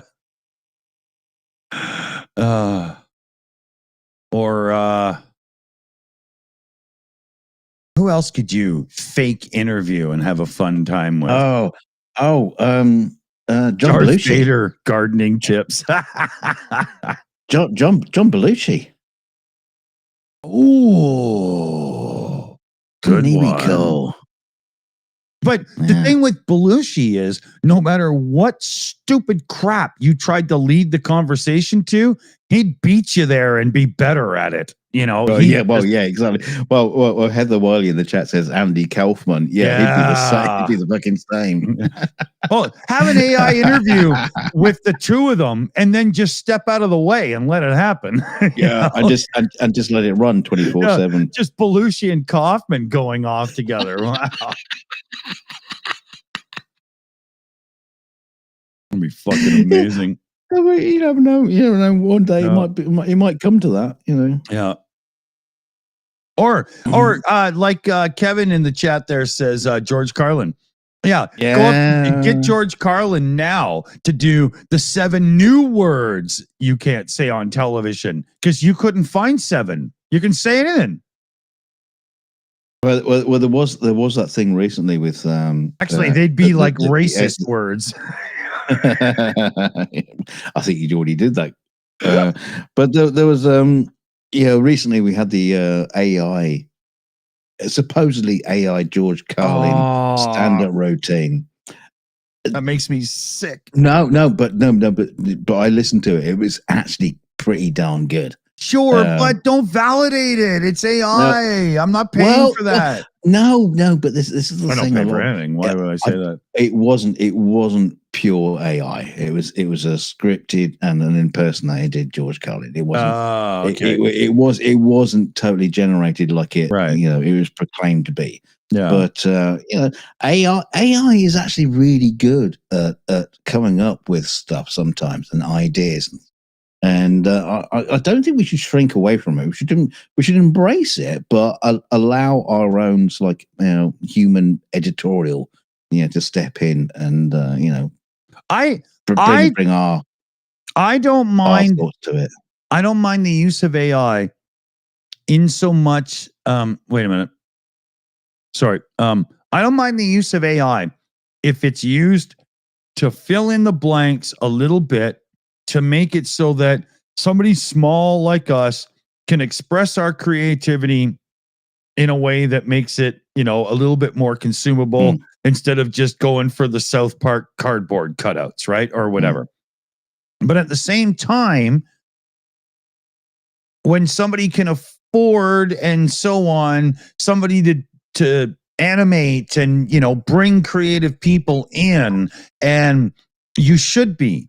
And I don't like the idea of Hollywood firing 50% of the staff. I mean, a lot of times Hollywood has too many people anyway. No offense, Dunk, because offense taken. Yeah. No, but your thing is vital because Hollywood is so wasteful and stuff that you work on movies that are made by professionals that should know better, and you're always fixing their stupid mistakes. Mm-hmm. Right? And maybe AI will replace them and not me. Yeah, well, but that's just it. I like if you and I use AI to make a gag for the show, I don't mind that. But even then, I'd rather get to a point where we could afford to get somebody to do it properly. But when AI starts giving me blockbuster movies and it's a fraction of the talent that used to do it and stuff, I don't want that. I don't want Taylor Swift bringing out a record where she just goes, and I want the music to go bop, bop, bop, bop, bop, bop, and the AI does it and she sings over top of it. No, do that to a musician and have them play, right? I don't want it. I don't want AI getting in the way of real creativity and stuff where it should be, and artistic endeavor and stuff. And unfortunately, I'm really scared that's exactly what it's going to do. Yeah, no, I'm pretty sure it is. I mean, I think there's going to be some really interesting stuff that comes out with AI, whether it's good or bad. But then at the same time, you know, when you see some of the people who are creating TV content, I use the word content as opposed to entertainment. There might be some really interesting stuff that comes out from AI.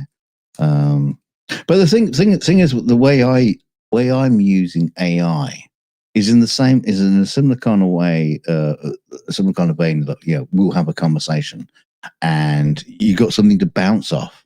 And so you'll say, you know, I'll come up with some ideas like this, and you go, oh, that's a really good idea. What about if we did this and that and the other?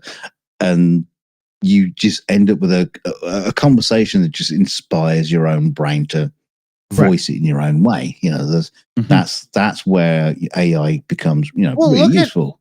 Look at what's going on in our world right now. We come up with a cool idea for the thumbnail for the show or whatever, right? And Dunk will do his little AI thing and come up with a thing, but we still have to, you know, structure it. Like, it's very much us. It's just that if Dunk being, and if you don't know, he can sit down with a Wacom tablet and draw and animate, and he can sit down and do like stop motion and all kinds of, I mean, he's got the skills. But if he had to sit down and hand do all of these cool thumbnail things we've been doing recently, well, we'd have to be 3 months ahead. And you can't make fun of what's going on in the world at that day being 3 months ahead. It's not possible. So AI works really well for that. But we're not using AI to figure out what we're going to say. There's no way, right? I personally think that it's not half the time. It's not even what we say. It's the personalities of the people that you find and tune in to watch. If I start doing scripts out of Chat GPT or something, why the fuck would any of you be here? It doesn't make sense. Well, right? I'm still trading Chat GPT to a Dick Dawson model. So, you know, shut up. One day. Don't do that. They're going to believe you, you asshole. Shut up. Fuck. But, you know, so like I seen where AI fits in. I'm just worried that AI is going to start writing the scripts to the sitcoms and stuff. I don't want that. I want people that lived it writing the stories, right? Otherwise, it's just going to be laugh track bullshit. And we've been there before. I don't want that, you know? Yeah. Well, this is the thing is we're not going to know until it's too late. Yeah. Because it is going to happen. Let's face it, it is going to happen. But are you going to be able to tell the difference? And if you can't, and if you're watching a very, very popular, say, sitcom that's doing really, really well in the ratings, everybody loves it, and you can't tell the difference between whether it's been done in AI or by a human, then who loses? Well, who loses? Apart from the writers, obviously. No, but it's not just the writers. There's a whole whack of people that are going to lose their jobs over that. I might still get equivalent content, but as somebody who grew up and worked in the entertainment industry, I don't give a fuck. I don't want it. Right? Here's the flip side of it. Does that mean that the human writers step up and become better? You can't become... Because a lot of people just like, you know, they're phoning it in half the time. They really don't care. You know what I mean? There might be an actual competition going on between AI and human, and the humans are going to try to be better than AI. Again, it's irrelevant because it's AI. I don't want some artificial thing examining the human condition and coming up with something that it literally knows due to data analysis that this will work. I want somebody who goes, I know this is a really good story arc, and if I can get somebody to let me tell it, it's gonna be good. I want the honesty in it. I want somebody, Mm. I want I mean, God, if I ever find myself sitting down and listening to AI music and going, yeah, that was great, and then I find out it's AI music, I'm gonna throw my entire stereo system out the fucking window, and I'm not even gonna open the window first. I'm just gonna break it. I don't want that. I don't care. We got to the point now of the ultimate Turing experiment. You know, the Turing experiment where it was just like you have a conversation with an artificial intelligence to figure out whether you decide whether you're talking to an AI or a human. I mean, for years, and when Turing invented it, that was fucking years ago. I mean, when was that? And as I've seen in some study papers recently, he's been dead for a long time, but. Yeah, but as I've seen in some study papers recently, the Turing experiment is literally on its last legs right now as it pertains to where we're about to be. So, that's what I'm saying is, we are at the ultimate stage. Is if you listening to AI generated music and you like it, you're watching a sitcom and you think it's probably the funniest thing you've ever heard, and it's like, well, but this was all generated by AI. Have we lost as a human species? We haven't lost. No, we haven't lost. Is that we haven't made enough of a voice to tell those in charge of our consumable media that we don't want it. We don't care if it can be as good. We don't want it. I want creative individuals, not this crap. I understand where you're coming from personally, from a personal point of view, but. I mean, the sad point of the story is, even if we get to that point where we can't tell the difference between good AI music and good AI entertainment. Yeah, but hold on. The problem. Wait a minute. The problem is the AI is going to get better. No, but it's going to get better faster. You're looking at it from the purest term of the AI only being used for good. The AI is in control by the people who only want to make money. That's why they own these stations and stuff. As such, as soon as the AI is good enough to give us content we like, it will then be used against us, where a real show writer won't compromise their artistic integrity to sell out.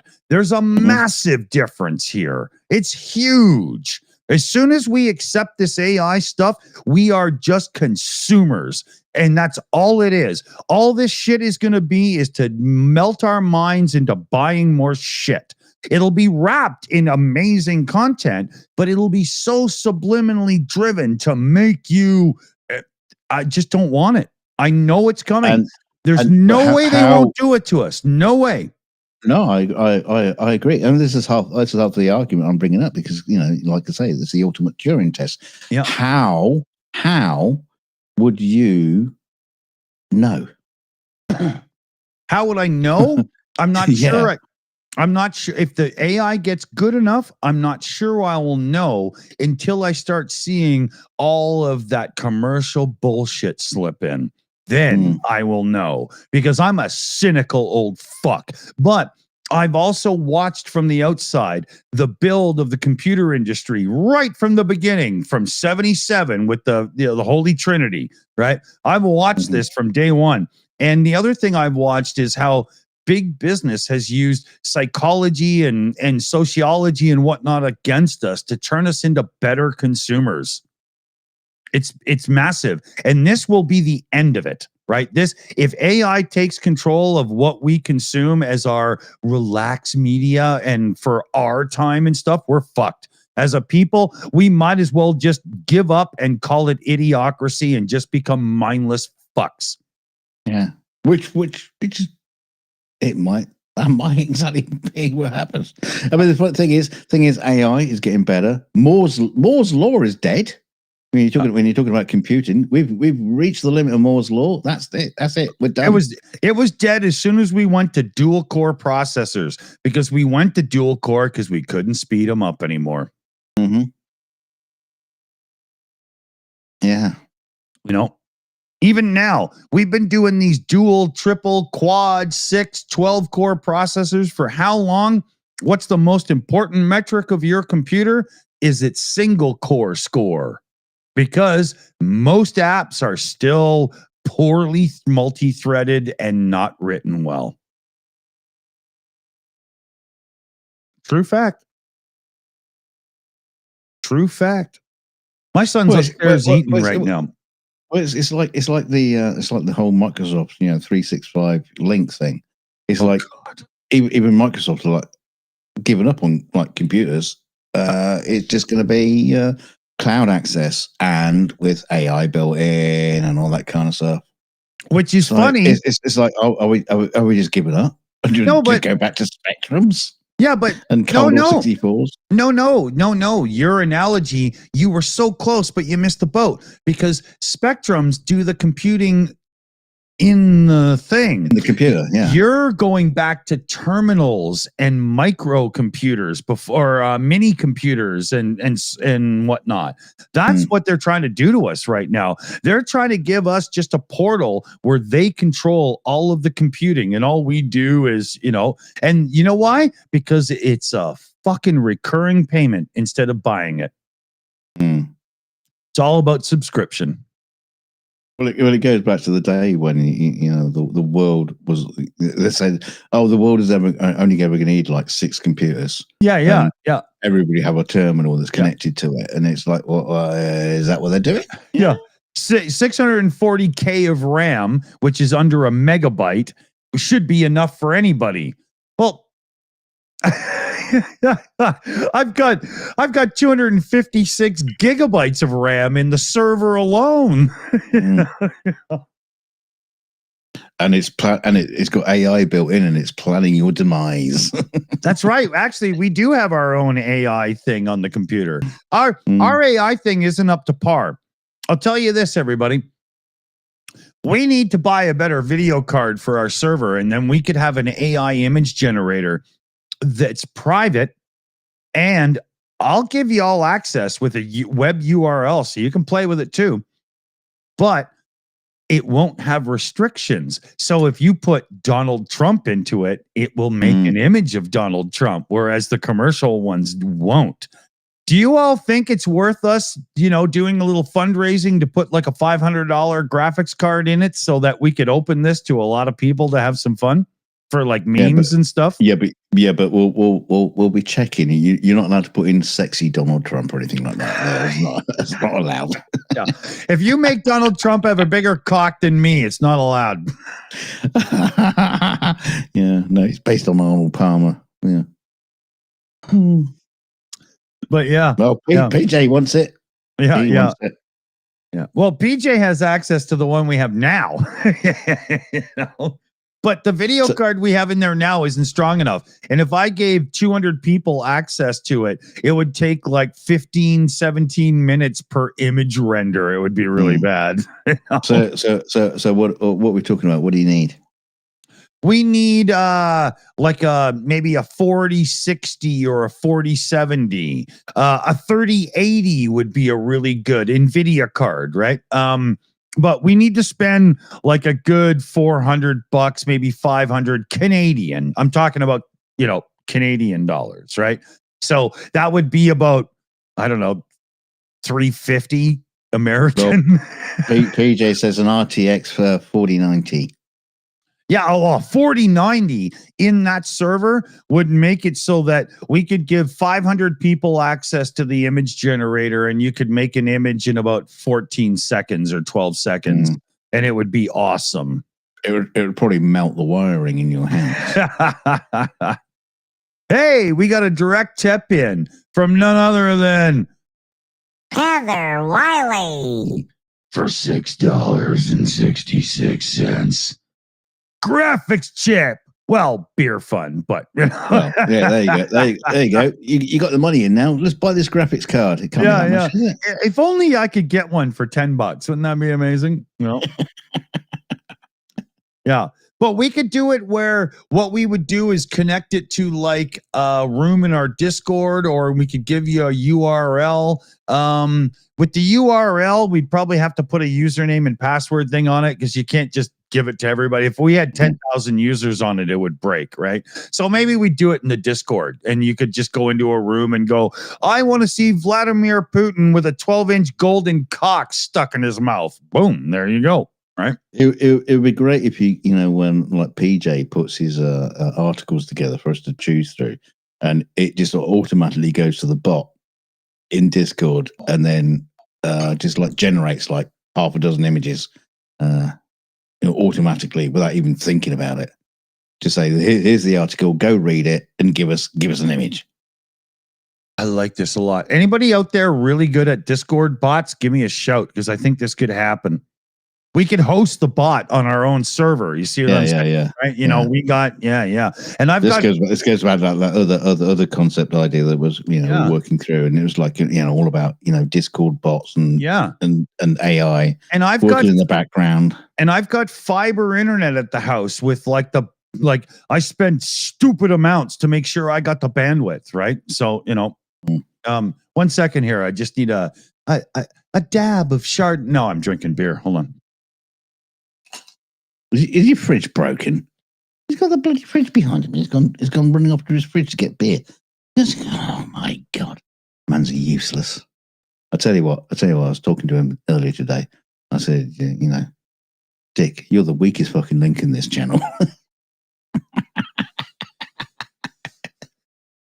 He's always got problems to sort out, and everybody else is beavering behind in the background, and just I can't do it. I can't do a thing. He almost forgot today's show as well. He was out shopping when he got a little bleep on his phone saying, show in 40 minutes. He goes, what show? Silly sod. Well, he's obviously, I don't know, he's gone for his beer, he's gone for an awkward way. You can get a GPU for $10. Will only be about 15 years old, say PJ says. Yeah, it's probably be one of those onboard the motherboard. Yeah. See, being a Mac user, I really don't follow all this, like, the graphics card discussions, because it's just irrelevant. But I should really take notice. Yeah, what I should do is, I know PJ in the chat there, our Newshound mod. PJ is one of our top level peeps around here now. He seems to be pretty technically minded, as we've been talking and stuff. Yeah, he's a techie dude. He knows what he's talking about. Yeah, I think I might give him a login to the server so that he can look in, check out Unraid, and go, oh, motherfucker, we could do this and this. Okay, yeah, get on it. Have some fun, right? Yes. Yeah. I think PJ is a lot smarter than a lot of people give him credit for. Well, that's all I'm saying. Not in our chat, but in a few others. Other people, yeah. People that weren't as smart as us. Yeah. Every now and then, when a car goes speeding by your place and there's smoke pouring out of it, it's not from the engine, it's from the tires, because somebody's having fun. I think that analogy stands pretty well. Oh, that's one of my best inside jokes ever, I think. I think I could come up with some analogies too, but I don't think you want to put them out on air.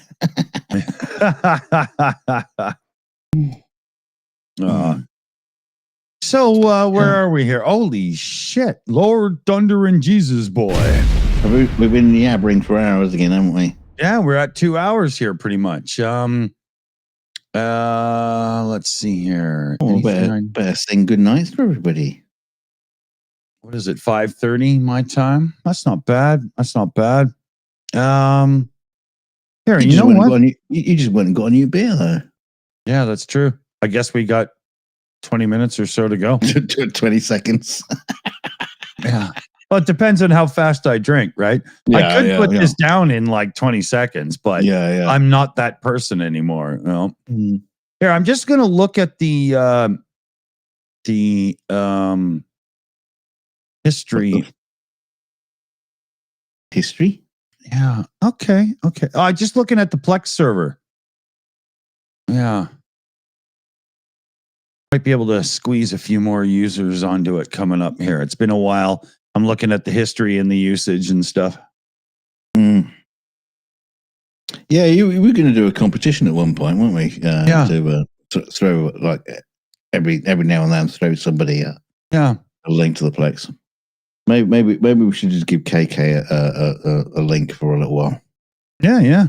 Well, I think I got 5 slots, so I'll look through like, some of our most vocal users and stuff and whatnot and PM a few people.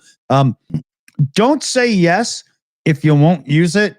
Just say no, thanks anyway, because somebody else might really use it, right? Keep in mind, it doesn't matter what service the video or the movie is from or whatever.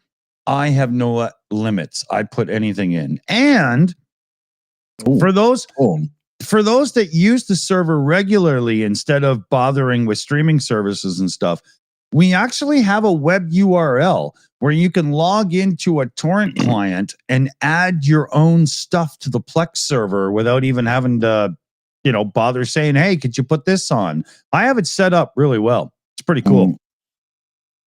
I can't remember how to use that now. Can't even remember the link. Fuck, you're a tool. Yeah, it's called a bookmark. It's a thing a browser can do. Have you ever? I got shitloads of bookmarks. Do you know how many bookmarks I've got for video links? I've got. You're supposed to. When I say save this one, you delete the last one. Really? You're keeping them? No, they're just like back up, Your toolbar at the top must be like this tall, just because it's video 1, 2, 3, 4, 5, 6, 7, 8, 9, 34, 44, 54, 64, 203, 200. You get the idea, right? Well, I swear to God, I gotta get a hold of what's his nuts that does the Video Ninja thing again, because it's totally falling apart again for mobile users. For a time, it was really good there, and I was like, okay, fuck the other services, but oh man, it's falling apart again. But I'm trying to dial the video quality up, and then what happens is we get it so. You know what? We'll have this conversation another time, because to explain why the technical reasons of this service that we use, that would be too long. I'm not doing that. I just realized that's stupid. I saw the bit on the Saturday show where Nick Suter was, giving you shit again. Yeah. It's funny too, because Nick is going on, vMix. Nick, you have 9 guests or 10 guests on vMix, and I've seen it because remember the late great Bullionator used to do it a lot. You watch the lag and the fucking problems build. I've seen vMix collapse. Try it. Oh yeah. Yeah. And I don't sound like I'm in a cave. Yeah, or a toilet. Yeah. You don't have to struggle with the Nick is gonna current speaker on the screen. Nick is gonna see this and he's gonna go, oh yeah, and he's gonna have a new argument coming up for me. No, he's not watching tonight. He's not here tonight. So he knows every time he's gonna come up, and he does go back and he does the transcript and he time. Oh yeah. Okay, he always has a new line. Somebody put hashtag Nick Suter in the chat. Hashtag in time. That's funny. That's funny. Yeah. Yeah, Nick and I, God, we go back a while now. We've been hanging out for a while. Yeah. Not something I admit in public, but on YouTube.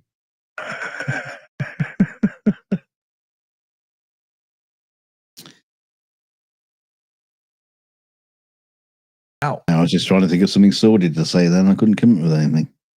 I'm not on my game tonight. Yeah, No? I'm usually just right in there with the. What are you on the something. couch? Yeah. If you guys don't know, Dunk recently bought himself one of those mechanical bulls. And every now and then, when his avatar, because it tracks his face movements, right? When it goes all weird, it's because he's giving her another go, right? Oh yeah. No, I'm just here with Kylie Minogue. Yeah. Well, that's what he named it, but you know. Have you found that video yet with Kylie? What was it? Victoria's Secrets? No, I didn't look. Yeah. Oh, it would be in your history and everything. Do you use an incognito page or something? Look it up. Oh, incognito page? That's for amateurs. I have a hidden browser installed. Are you kidding? No. I have Duck Porn installed.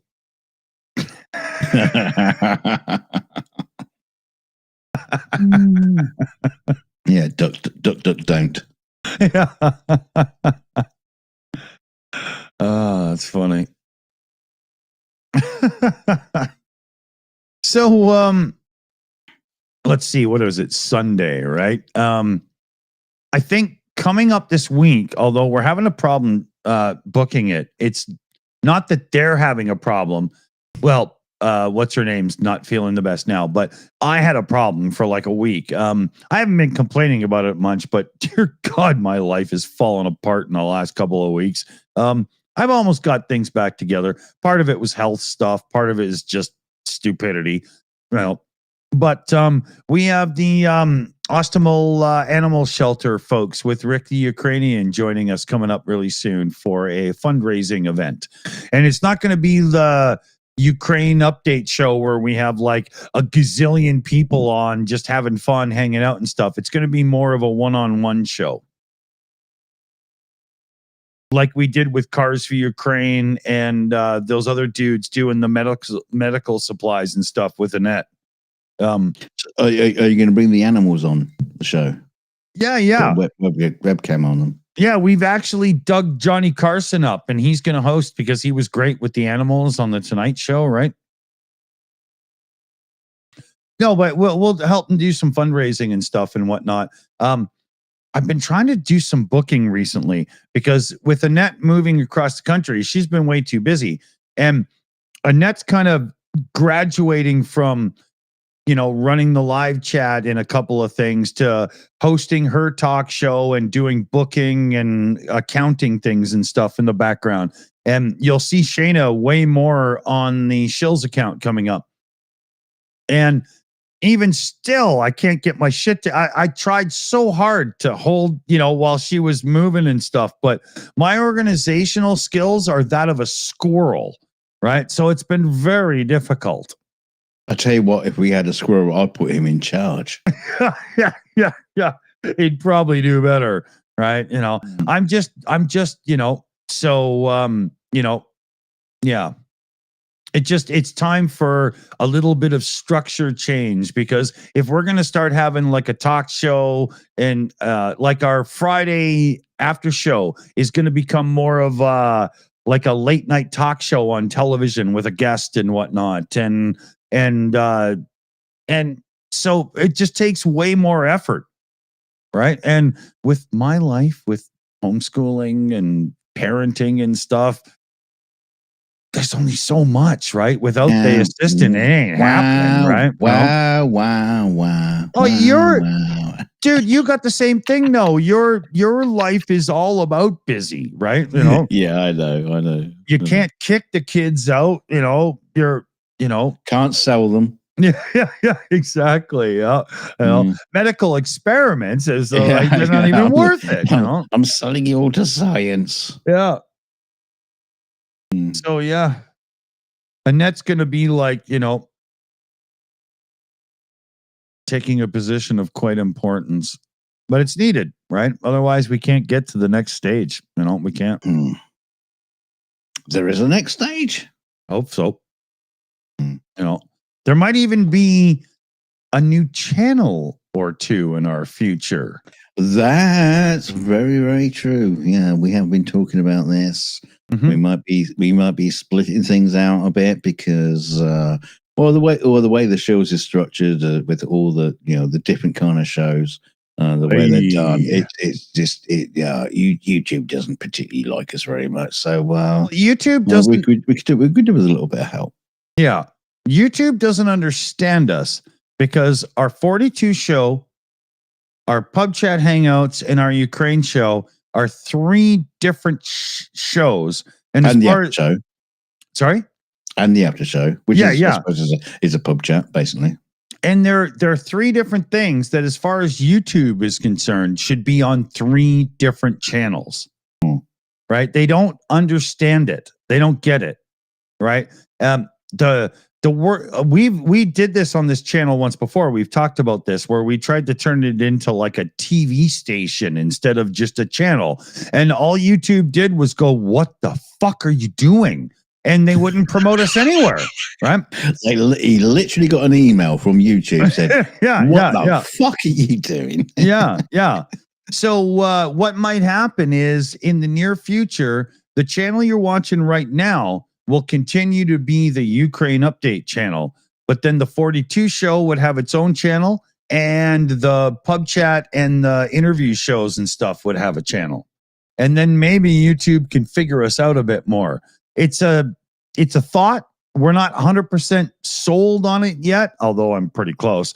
And it's all based on not just a wing and a prayer, but very much on all the numbers and the bullshit YouTube throws at you in YouTube Studio, which is like trying to make meatloaf out of soup. Yeah. Yeah, it's just fighting what we perceive is the YouTube algorithm and how it works. And of course, YouTube doesn't particularly help with explaining what's going on there because they'll change it on a whim anyway. But and there's one thing here. They could really help not just us, but a lot of channels out on explaining a little bit more. Just making it like fucking simple. Totally. But YouTube has changed a lot from when it first came out. In its first iteration, it was just basically like, here's a video of my cat. It's become a lot more, and they're really not really kind of like sure how it plays out. They love their big their big channels. They'll promote those, and they'll even promote little channels, but it's all haphazard. It's all over the place. Yeah. But there's one thing I do know. YouTube cannot understand you trying to market to more than one group, one point of interest. And it that permeates down to advertising. I don't personally care if we get the advertising revenue or not, a couple bucks extra here and there. We're not big enough. It doesn't matter anyway. But it always comes down to the dollar value, because YouTube is not going to promote a channel that's not making them a cut. Nobody's getting a free ride here, right? This is all about business. So if we separate the interests that we have into three different channels, we can help YouTube pigeonhole us into the marketing places that we need to be without changing the content that we deliver, because I'm not chasing the algorithm and trying to be popular. There's no fucking way in hell that's going to happen. But I will play their game in so much as it means that, like a lot of channels out there have three channels because they know better. You can't do more than one in one, right? That's how it's been done. So I don't see that we have a choice, really. I accidentally found a channel. Yeah, the Y-Files channel. I accidentally found another sister channel to that. It was like the Y-Files backstage or something. Okay. And he was talking about that Star Trek thing that I showed you the other day. That was awesome. I don't know what it was, but it was awesome. Don't know what it was. It was brilliant. But No, we never got around to talking about that. But Yeah. but the point is that he's got another channel, and I don't think it's his only other sister channel. A lot of these channels have like a sister channel where they'll just like do other stuff and like. Yep. They'll go off script and chat and or whatever. Yeah. A lot of people know this is how it works. Yeah. And we've been fighting it, and we can't anymore. And the reason you fight it when you're smaller is you're separating your sub count, and you don't want to do that because you want to grow. Like, it would be nice if this could be a real job. I'm not going to chase it and start doing all that crap, but well, the thing is like the the Ukraine show that we do, or should I say you do? I mean, I'm hardly ever there. It's our channel, but yeah. But you know what I mean. I'm hardly ever there on that particular show. But you'll get like hundreds and hundreds of people watching it live, and a lot of views afterwards. Do those people come to the 42 show? No, that's why we've got to separate the channels, right? And it's like curious as to why they don't. Well, I can explain this, but I'm not sure I should. No, but I can understand a lot of people are interested in the Ukraine stuff, but surely they're also interested in what else is happening in the world. And I know we take a bit more of a irreverent view of what's happening in current news and whatever. I'm surprised that people aren't the same people aren't interested in that. And but what it comes down to is there is a huge chunk of the Ukraine community and that really like our show because they get a slightly different view of things. Like Starsky does hardcore news and stuff on his channel and some funny shorts now and then or whatever. But on our channel, you hear him tell like crazy stories and stuff. It's a different thing, right? Absolutely. The Shills Ukraine update is very much different, slant of all the Ukraine news. Hold on, sorry, that's just me laying the groundwork, right? So that works for a lot of the Ukraine community, but even still, we get some flack, man. Like, holy fuck, do we get people that are pissed off that we dare have fun while talking about Ukraine? And people get angry with us, man. It's baffling. I don't understand because every time we have somebody that's fought on the front line on our show, they laugh their heads off. They enjoy it. And at the end of the show, they're like, oh, that was amazing. Thank you so much for having me on, but they're not allowed to have a sense of humor. Right. But ever since CNN, cable TV, and I would say probably the OJ trial, we have this thing where when something kicks off, you get really involved and it becomes your thing. And there's a lot of people in the Ukraine support community. This is no slag against anybody, but that's all they consume now. And there's no room for our 42 show in their space. Yeah. That's fine. I'm not, but but that's exactly the reason why to get the 42 show off that channel with the Ukraine show. It doesn't make sense to have them together. It makes no sense. It's not working. So that's what we got to do. To some of you, you might think that sounds ridiculous. And to some of you, you might think it's about time. And it's crazy. It's crazy because YouTube. Well, no, but it's crazy because YouTube will not communicate this to us in a clear way at all. Why? Why? Why can they not just simply drop the opaque and go to transparent and just tell us? It's like the whole thing you were talking about, the fact that you set up a brand account and you set up the brand account specifically to allow to do this because the brand will be the umbrella for all the other channels that it all filters down. Everybody's a member of the brand. Channel memberships is a brand, but you have other channels that do different things and Well, that just like, YouTube basically picked it up and drop kicked it out the window. It's like it's totally meaningless now. Yes, exactly. It was a great concept, but they don't seem to consider about following through. I know. Why is that? Yeah. Can I just point out that Viper is in the chat? Hello, Viper. Viper's in the chat, and he says to me, Dawson, they need to realize we need this fun approach and place to just enjoy it and say shit like it is. Yeah. Thank you. Yeah. I was always confident that we knew that. We both of us knew that exactly, and that was the thing that we first experienced when having Starsky on the show. Exactly, frontliner. Yeah, and he wanted to talk about sushi. He wanted to talk about cooking. And who's the best captain on on Babylon 5? That's what he wanted to talk about. You prick. Yeah, I know, but that's what happened. He didn't want to be talking about the fucking war all the fucking time.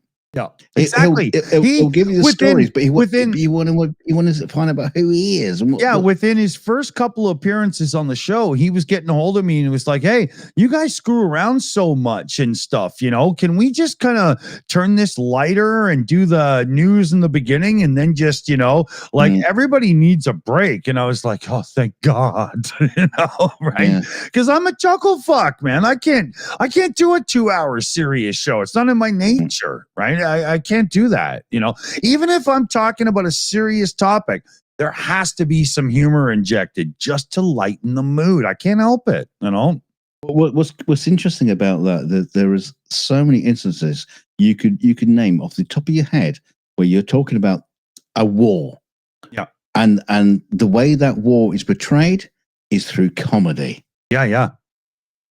MASH is probably one of the prime examples of a sitcom based during a very, very serious war. Yeah. People were dying. Yeah. But what did they do? They turned it into a comedy. Yeah. And it's probably the most incredible series that you could possibly mention. I won't mention Hogan's Heroes. That was a diabolical bullshit. But I gotta say though, in its day, it was funny, man. Oh yeah, it was funny, but it's not quite the same as MASH. I mean, it's like Schindler's List, the comedy. If you've never seen it, well, that's your fault. But but anyway, I'm being a twat. But Catch-22, exactly. It is. Dear. But these guys on the front line, Jesus Christ, they need to laugh. They need to screw off every now and then. I mean, come on, and how many people have we had on the Shills from Ukraine that have had a blast on our show and always come back for another visit? So, do you think we come off as disrespectful? They come back. I think the answer is no. I think the word is irreverent. I can't even say it properly. Irreverent. But never disrespectful. Never disrespectful. No, and we try our best to raise it. Like we're pushing 10,000 subs, and yet we've raised some real fucking money for people and things and stuff in Ukraine. I mean, as far as I'm concerned, and you people in the chat, because you're the ones that are doing the raising with us. We punch way above our weight on this channel for the amount of funds that we can fucking collect and make useful. Holy, do we do well. Yeah. There's channels with like 10 times the amount of viewers that we got. Just wish they had the same kind of support from their community. There's channels that enforce their will on people and just put it in their pockets. I wasn't gonna mention them. I led that way because I wanted to.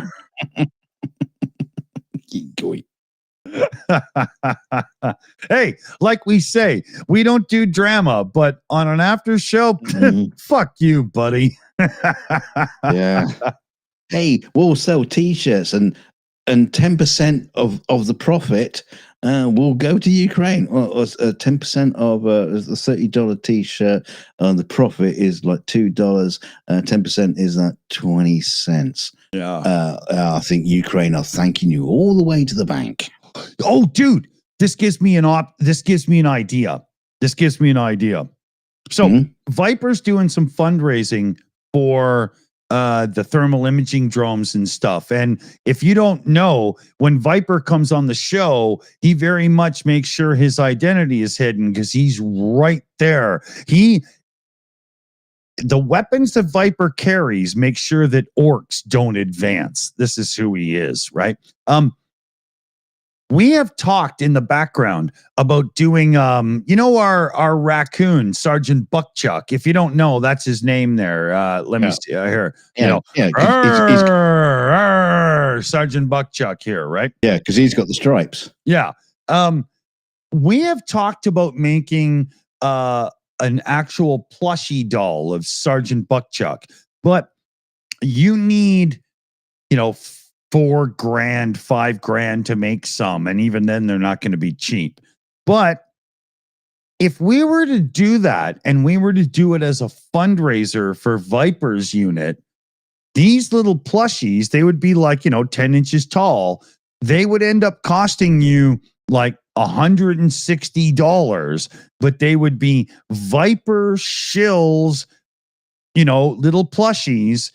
And at $160 a piece, we could send Viper a good $100 per purchase in profit off of them. And I think we'd have to make like 500 or something to make this happen. So it's not a cheap endeavor. We could do a thing where we start taking pre-orders. We could do a thing on our website. And if we got to a certain point of pre-orders, we could commit to them. But if we didn't get there, then we'd have to just rebate the money back, right? But what do you guys think of that as an idea? You wouldn't want to have a lockup full of plushie toys, right? That you can sell. Yeah. What do you use them for? Home insulation? I actually seen a picture of that where a guy was remodeling his house and it was full of stuffed animals in the fucking one Brilliant. wall. Yeah. I like it. Right.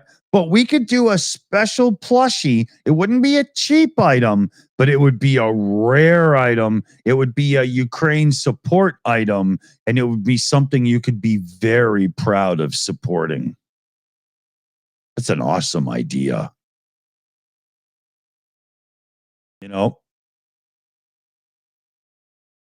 I like it. We need Sergeant Buckchuck. Dunk, you got to do Sergeant Buckchuck with a fucking mitt full of automatic weapon. Yeah. Yeah, that's how we sell the plushie. It'd be like an action man with it, just like all the kit. Yeah, the full Rambo thing with ammo belts and everything, right? Yeah. Okay. I like this idea. Let's get plushies made and raise some cash.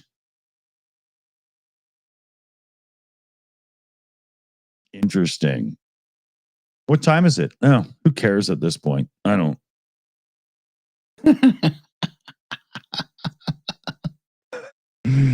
It's yesterday. Yeah. You know what I did? Speaking of yesterday, you know what I did? I decided, even though it hasn't snowed here properly, I know I'm in Canada, but I'm in a cool little place that, doesn't. Yeah. You're in a fucking, temperate zone in the middle of it. Yeah. And a little oasis. Where I live, coconuts do migrate. So, but it's got camels walking the streets.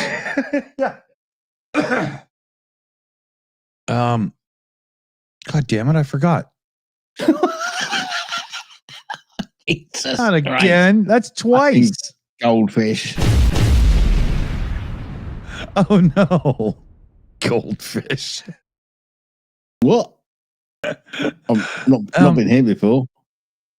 Good Lord, what was I on about? I don't know. Do I have to rewind and can somebody rewind and just remind me of what? See if I can come up with that. This is how you can tell we don't record these and upload them. Yeah. Okay. So you're talking about butt chuck, automatic weapons.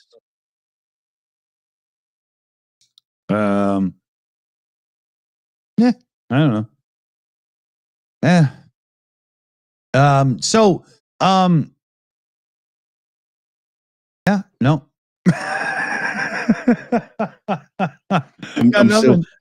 I'm still waiting for you to say something that says, I know where he's going with this. I mean, the thing is, you just like to say, I've got an idea. You go, what time is it? I've got an idea, and that's where it stopped. Yeah. Yesterday. Do you know what I did yesterday? That's what he said. Do you know what I did yesterday? I decided. That's what he said. That sounds familiar. Well, it should sound familiar because that's what you said. But yeah, that's where you're going. You know what I did yesterday? I decided to ... Yeah. Mm. If only I could fill in the blanks. I could let you know what that was. Yeah. I got nothing. I'm sure it's brilliant. Yeah. You know what? Put comments in the chat after the show to tell us what Dick was. Where he was going with that. Yeah. Tell us in the comments after the show ends what I was about to say. I would love to see some funny bullshit on that one. Oh no, this is going to be awful. There you got a super chat. Well, maybe that will remind you. Okay, hold on a second here. I'm just heating up a pipe so I can do a thingy. Why don't you do the super chat and I'll just do the effects. Okay, so it's a super chat from UK UTV and Ham. He says he sends in $10 to help clear out our memories and march forward. No, it's our memories don't need clearing out because that's one of the problems that Dick's having with. Yeah. It's the last thing we need clearing out. Yeah. Mm. My memory is awesome. What are you talking about? Wait, who was talking? What? Oh, yeah. Jesus. I don't even know what's going on anymore. What show am I on? What channel? You're on off time. Yeah, down and out time.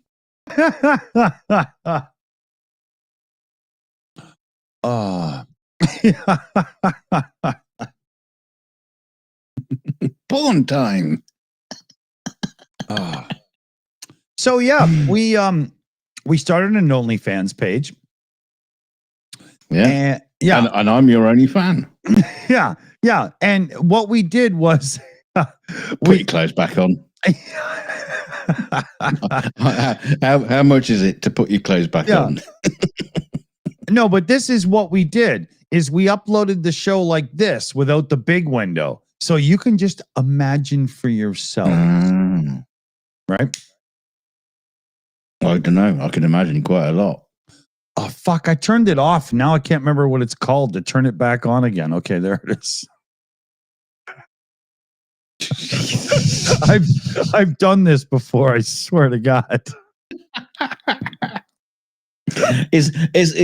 I know what you're talking about. It's the OBS thing when you got all the fucking layers. Oh God! And you never actually get around to naming them the layers properly. I've rebuilt this show so many times that I get snarky because I get annoyed and I call it that fucking window again and stuff like that, right? And then when I'm like half drunk and I'm lost on what's going on, I look and I'm like, that's no help, you know, like, fuck. You know? Yes, you're not the greatest at naming conventions, I've noticed. Oh, it's terrible. Yeah. Yeah, when we do the sync folders, you must look and because you Yeah. have to be so organized with all your Hollywood shit, and I just it's Yeah. just chaos. Yeah. I remember one time that I sorted out the when we had the shared folder. Oh, the eye avatars. I had access to it, and so I cleaned it all up and put everything into the right folders. And he goes, "You bastard! You fucked everything up. I can't find anything anymore. I don't know where anything is." No, but it's because when I opened OBS, it's looking for the it's files lost, to be where they were. Yeah, right? It's lost everything. It's like, Yeah, oh, God. and I don't know what So- the new folders are to search, and I'm just like, you fucker. You know? Yeah, so I basically had to put it all back again to the complete mess that it was beforehand. Yeah. And it's only gotten worse because it got so bad. I just backed that folder up because we have a server, and then we started a new one. What happened? It's exactly the same. Just awful. This is why Annette is taking a stronger position in the background because I need to be contained. I mean, that much is self-evident, right? Wow. You know. Yeah, well, you should let me be in charge of folder structure and know how that works. But mind you, having said that, I'm pretty fucking lazy on my own computer, so we all end up with that folder that just says stuff. Yeah. You know what I mean? It's yeah, like, but you have 7 of them because you have to keep clearing your desktop, right? You know, stuff 1, stuff 2. Exactly. Give me a second here. I need suds.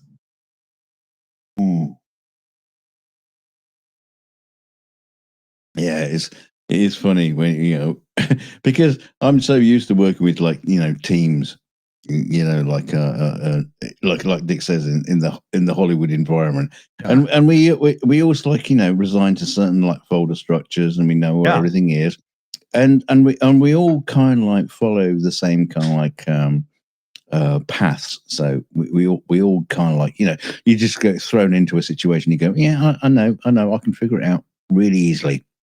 And you can follow it through.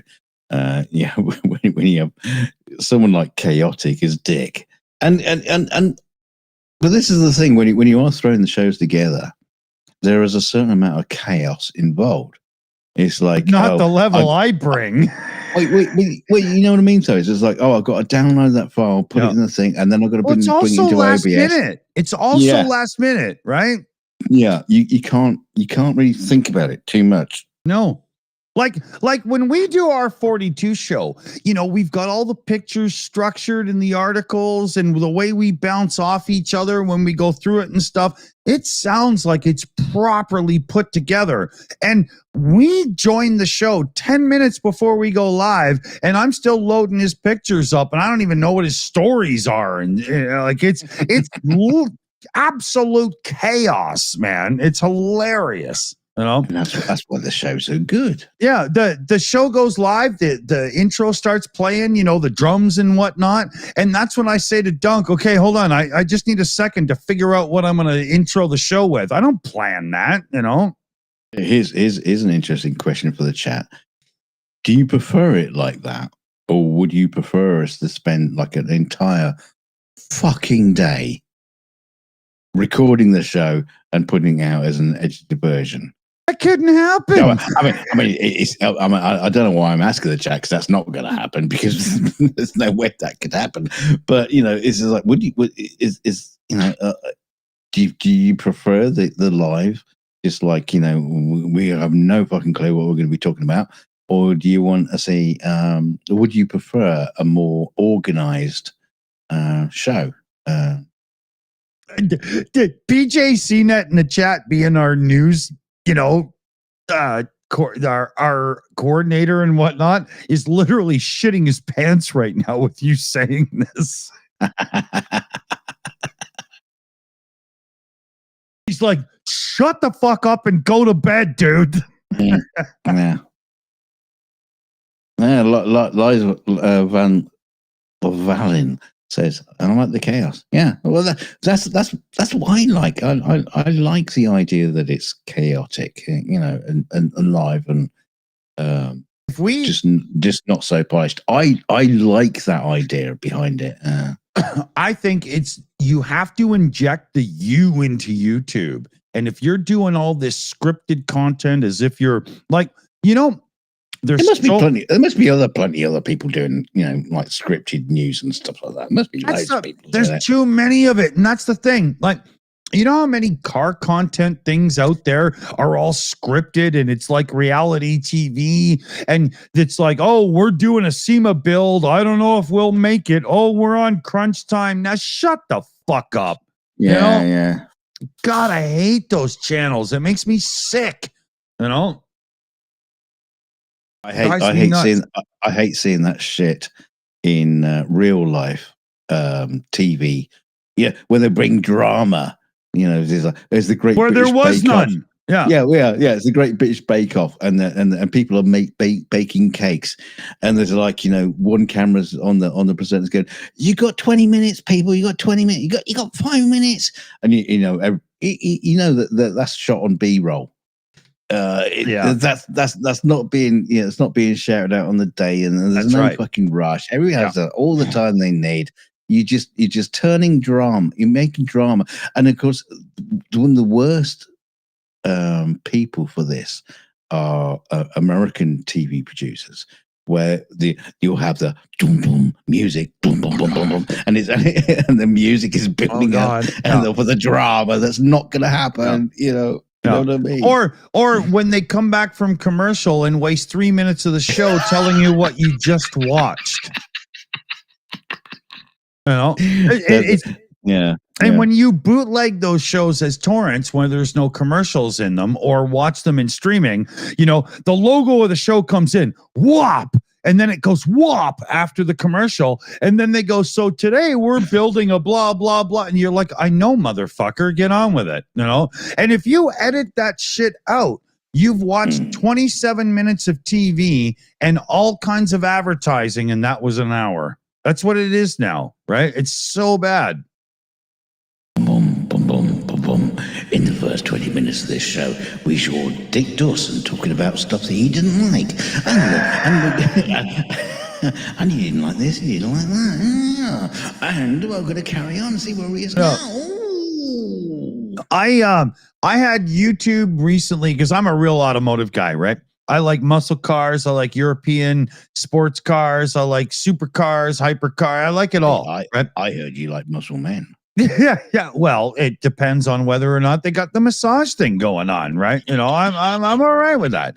But so recently, a YouTube channel called Power Nation, which must have been a TV show or something, was recommended to me. So I started watching it, and they didn't tell you anything about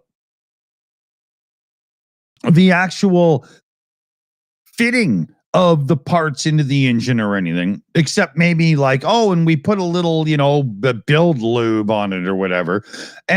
But it was all about, so, to bring this engine up to spec, we're going to use this lovely torquer intake. Now it's got a blah, blah and whatnot.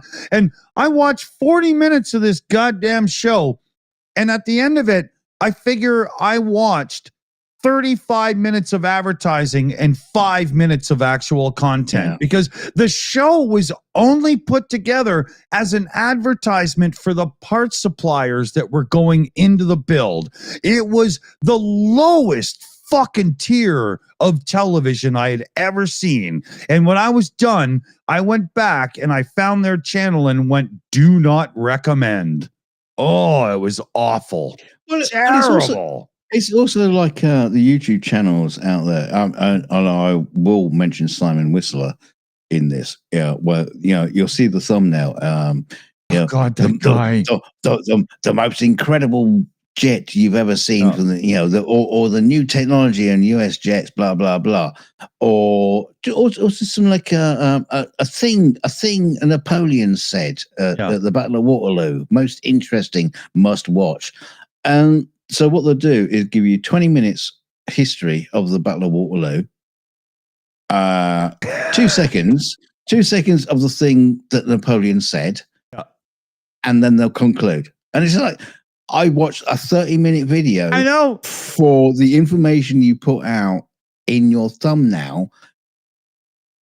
That drives me fucking insane. As soon as people do that to me, I put them in the do not recommend category instantly. I'll never give them a second chance. There's no fucking way.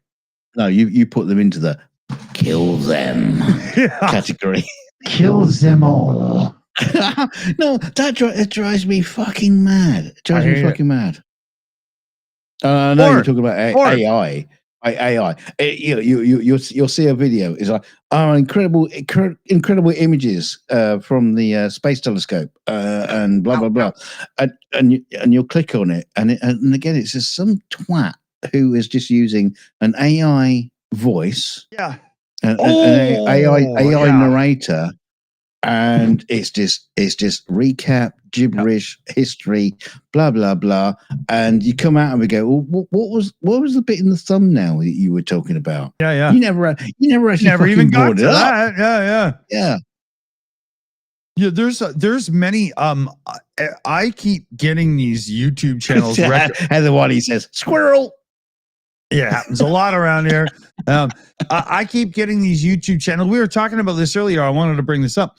I keep getting recommended these channels, and they're going to talk about cosmology or something, and I love those topics, right? So I click it, and I start hearing that AI voice, and I instantly click away and put do not recommend. But that AI voice in 12 to 24 months is going to be so goddamn good, I won't recognize it at first.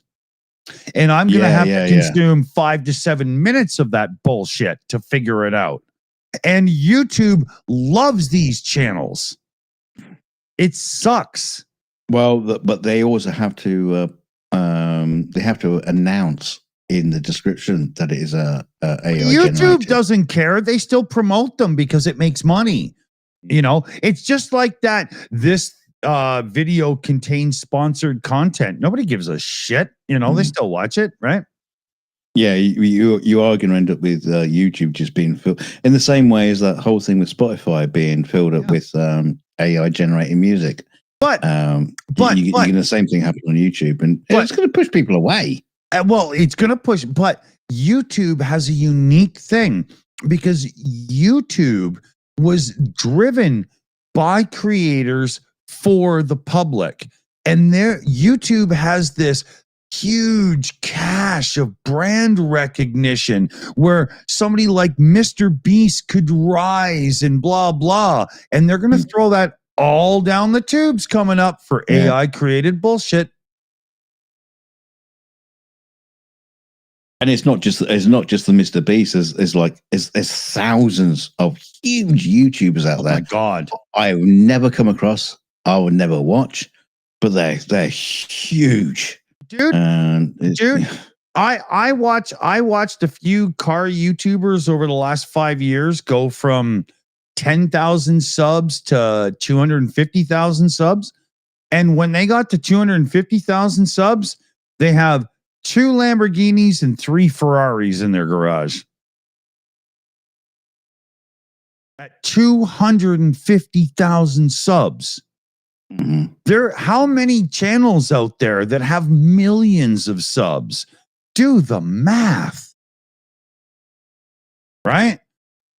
So no wonder there's such a drive to just be that person that could have an AI channel that just makes a fortune, and all you have to do is type bullshit in for 2 hours a day.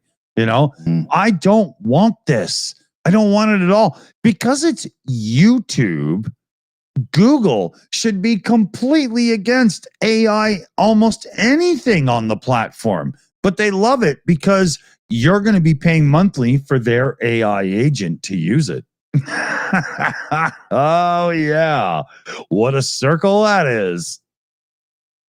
Now I'm not going to name any names, but there is another YouTube user out there that we know very well, and he's gone into like, I'm going to start doing like history documentaries.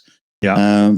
But you know, he'll write a script, and then he's using the AI voice to narrate his script, and it's just it's like how many times do we need the story of Apollo missions from the point of view of a YouTuber? Well, from the point of view, so if you like did a search on YouTube, Apollo missions, I've not done it, but I would imagine there's some great documenters out there who've done some great stuff.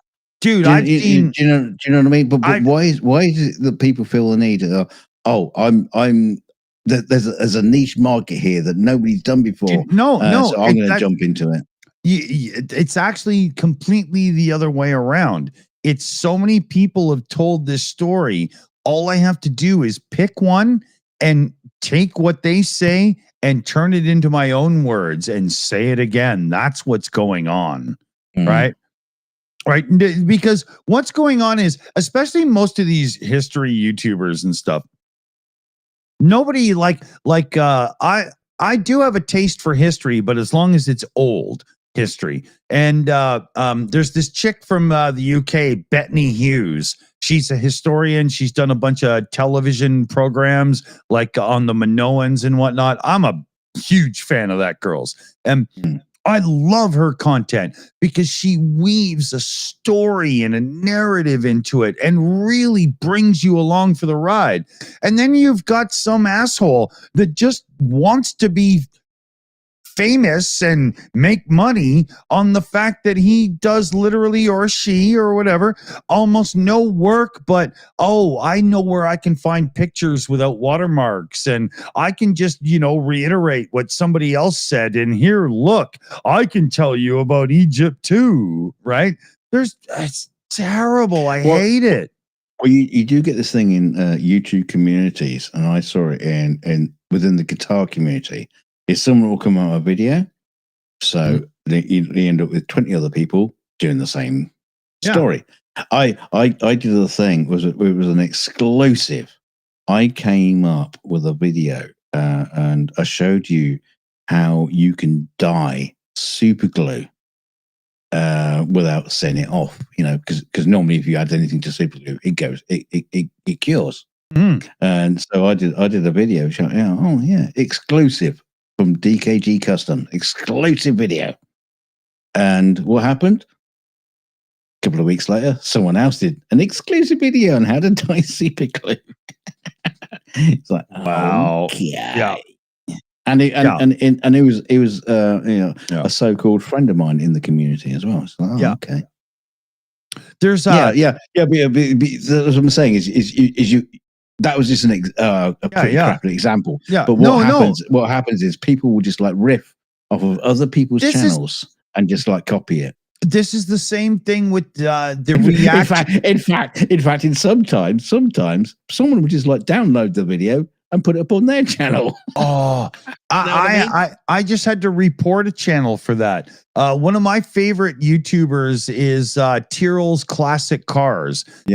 Ian Tyrrell. He's a garage, an automotive restorer, a Lamborghini specialist, and Ferrari and whatnot in the UK. And he's literally probably one of the top 20 garages that you would take a Lamborghini Miura to have it restored, right? It's unbelievable. And if I get one, I will. Yeah. And recently some idiot with the YouTube channel name Game World was posting Ian Tyrrell's videos. And I put in the comments, I said, sorry, dude, but you can't be ripping off other YouTubers. I got to report you, But yeah, like Heather said in the chat, the reaction videos, that's where I wanted to take that conversation, right? So yes, there's a few people who do reaction videos and they're like real musicians or singers and stuff.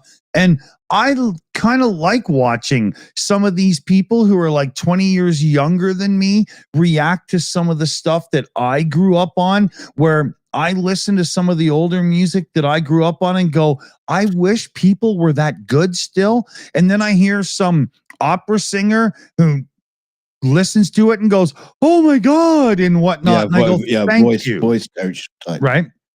But as soon as you watch those videos, what happens is YouTube goes, oh, you like reaction videos, and you get all of these people recommended to you that don't know more about music than they do about their own excretions that land in the porcelain throne. And I don't want to hear somebody go, wow, what a great band, blah, blah, and whatnot. I don't give a shit. If you don't, right? I hate those people. I hate them. Here's one of the things about the reaction videos. Yeah. Is a lot of these people who do the reaction videos, they're obviously in the reaction video kind of like community.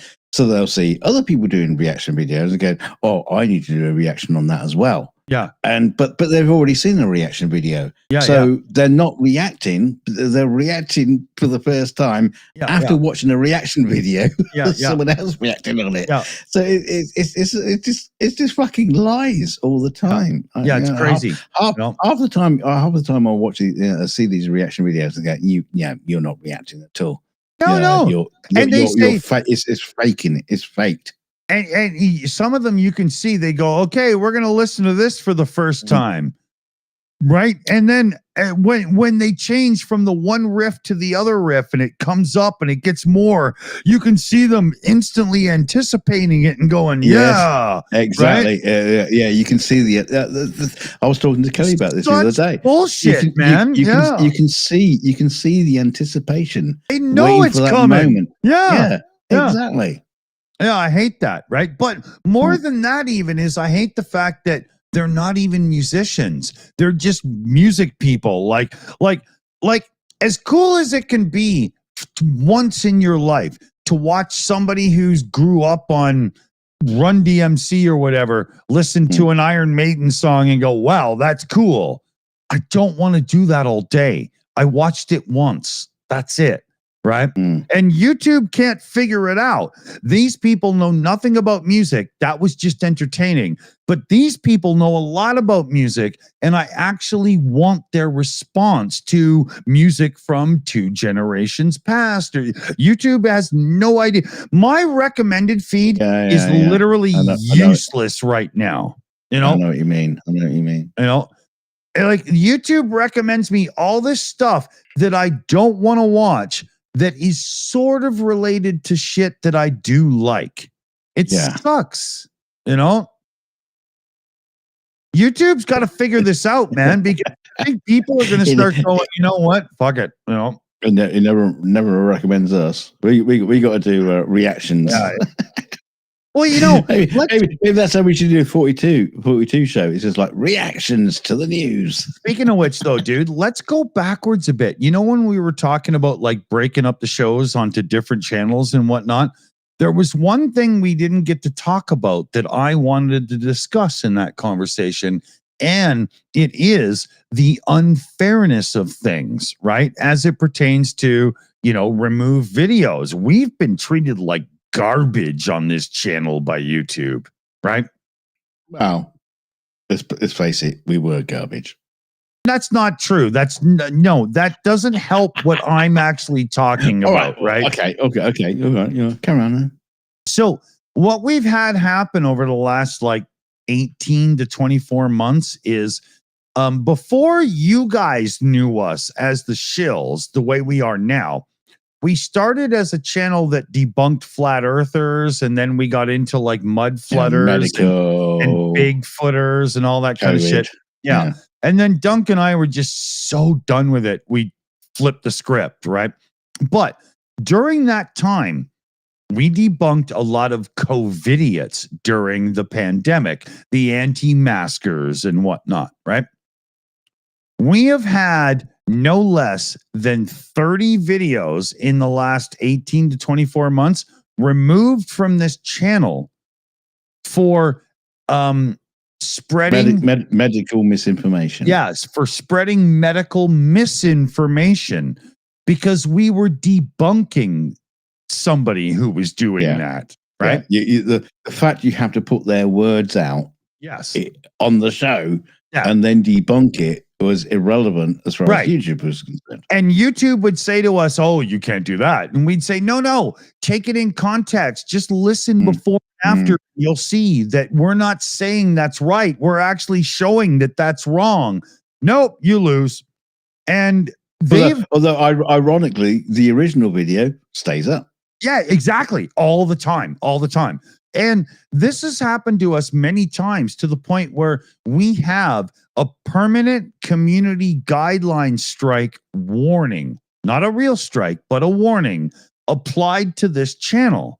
Now, when they're doing that to you all the time, YouTube is not going to see you as an avenue of big revenue because they think you're always fucking up.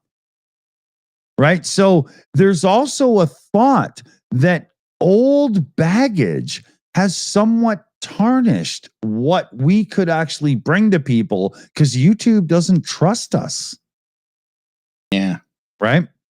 And it does make sense, especially if you look at it from the bottom line. YouTube is not going to put effort into promoting us if we're not going to earn them a few bucks on their cut of the advertising and everything back. And if they're removing videos of ours and whatnot, it's like YouTube. Right? YouTube looks at our channel like a grandma looks at a naughty grandchild. Yeah. And but the grandma would love a brand new child. Exactly. Yeah. And they'll be precious and nice. First and last in the chat says, so they push you down the algorithm. Exactly. Far down, right? You know, about 7 weeks ago, we had, here, just 1 second here. I'll give you an example. Because in the Stream Elements and Streamlabs, there are services that help you track your performance on YouTube as well as handle donations and stuff.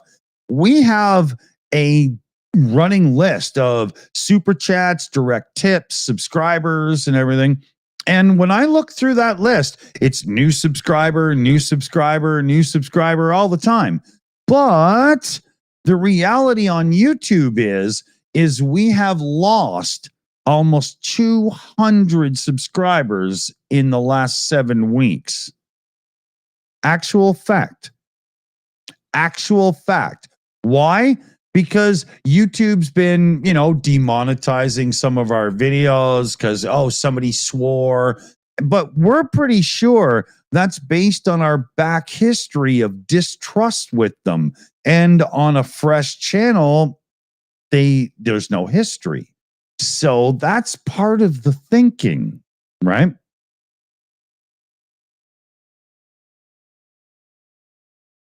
Interesting topic of discussion. You guys don't normally ever hear this from somebody. So, tell your friends that, that's how real we are when we're live. We're talking about this with you, right? Why not? What do I got to hide except for a slightly chubby tummy and a fucking, sore back and, Oh, don't get me started. Yeah. But we get picked on hard. And when we were first the Shills debunking flat earth and stuff, there would be 7 or 8 people, and it was literally fuck every 5 minutes and whatnot. Every episode was demonetized. It was rough. It was not for regular consumption. So I can only understand why YouTube now doesn't trust us, right? It makes total sense, What time is it now? Yeah. Because I look at our channel. I mean, our channel should be just growing. What's the opposite word to attrition? Yeah. When you just like a snowball gathering down a hill. Yeah. It should be growing. Just we're not expecting suddenly a million subs or things. But it should be going on the upward. Upward line, but it just seems like it's not. And at this point, I was saying to Dick, it's like a do or die now. You know, Yeah. I don't know if this will work. It might work. It might not. I kind of know, but no, that's the thing about it. I was saying to you, it's like we don't actually know because I YouTube kind of doesn't. do. No, you don't. No, Yes, you don't. I do. No, Yeah, you yeah. don't. No, you don't. No, I kind of no, do. You know, no, you don't because YouTube doesn't tell us that it will help. YouTube doesn't tell us. YouTube doesn't tell us, but I have years of experience on the front line of the entertainment industry, and I am damn sure that I know how to follow the money and make the decisions based on who's getting their wallet fat, because that's how it's done. Yeah, no, I understand that side of things, but what you're talking about, I agree with you totally. But as far as YouTube is concerned, we don't know. We literally don't know. No, you don't. I'm not accepting this because I do. No, I've been monitoring and watching, and I am absolutely positively certain that I know that this is correct. I really, you know. But that's the problem. Accretion. Thank you, not attrition. Yeah. No. Yeah. But, like dust particles. This is what I'm saying. Is you don't know. I do. No, you don't. You don't. But at this point, I came here for an argument. All you're doing is saying no, you don't. No, you don't. But yes, I do. But at this point, it's like, you know, we look at it and think, you know, what can we fucking possibly lose? You know? Well, no, it's different than that, though. I've been watching this for a while, and I've been like, what does YouTube want? Mm-hmm. Right. And I'm not willing to go. And tomorrow we're, going to start doing how to cook rice with Dick Dawson, because I don't want to be not on this channel. Right. No, on any channel. I don't want to be a YouTuber at any cost. Mm-hmm. But I'm willing to be one on our terms. It's a very clear thing that will never, ever leave. It's the core of what we do. We will, Yeah, absolutely. Yeah. That's the difference, right? We're not, going to do what so many other people have done and just chase that thing. We're just trying to fit ourselves into their bullshit, right? So Heather Worley in the chat says YouTube is like the music industry. Yeah. So what exactly? What you need to do, Dick, is dress up in like sexy underwear. And get out on the catwalk like a harlot. That's what the music. During the Hairspray 80s, I did not do it, and I was still offered a contract that I said no to because I had too much self-respect to behave that way, and I stand by it still. So I'll stand by it now. That's who we're going to be. But I've got major experience in the music industry and all that and whatnot. And the way that the services and the labels and everything always want to, you guys are great. But if you'd only do what we told you, you'd be even, no, you came to us because we're already good, motherfucker. Right? I'm not, never will we do that. Never. So you're going to put a cucumber down your underpants then? I did that yesterday. My neighbor still didn't show up. Yeah. Who stole my cucumber? Yeah. She showed up and she said, no, I was looking for pickles.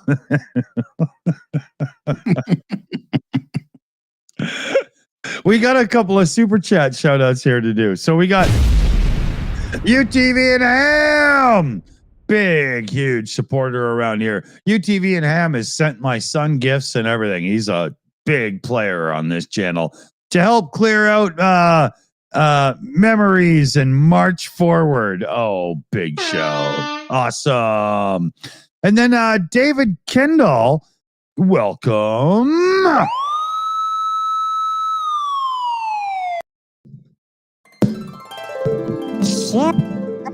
Yes. Was that as I don't think I sold that like I thought I would. I tried. Right. Look, hang on a second. Thanks, David. I am surrounded by empty bottles of wine. Surrounded by a swamp. Okay. I need to go and drag up a new one. Hang on. All right. I'll be back in a sec. Yeah. This is where now it's your time to struggle. Oh, when I'm not around. I wasn't going to struggle. I already have a story in my head. So this is where Dunk calls on his butler, Filibuster. So Filibuster will be going around the living room, cleaning up the other bottles and ashtrays and other things like, slippers that are growing fungus and stuff, while Dunk wanders off to get more alcohol. But while Dunk wanders off to get more alcohol, his wife will call from upstairs. So he will have to bring her. It probably has something to do with rubbed feet and warmed extremities, and then he'll have to bring his son a peanut butter sandwich, but his girlfriend is there and she wants jelly.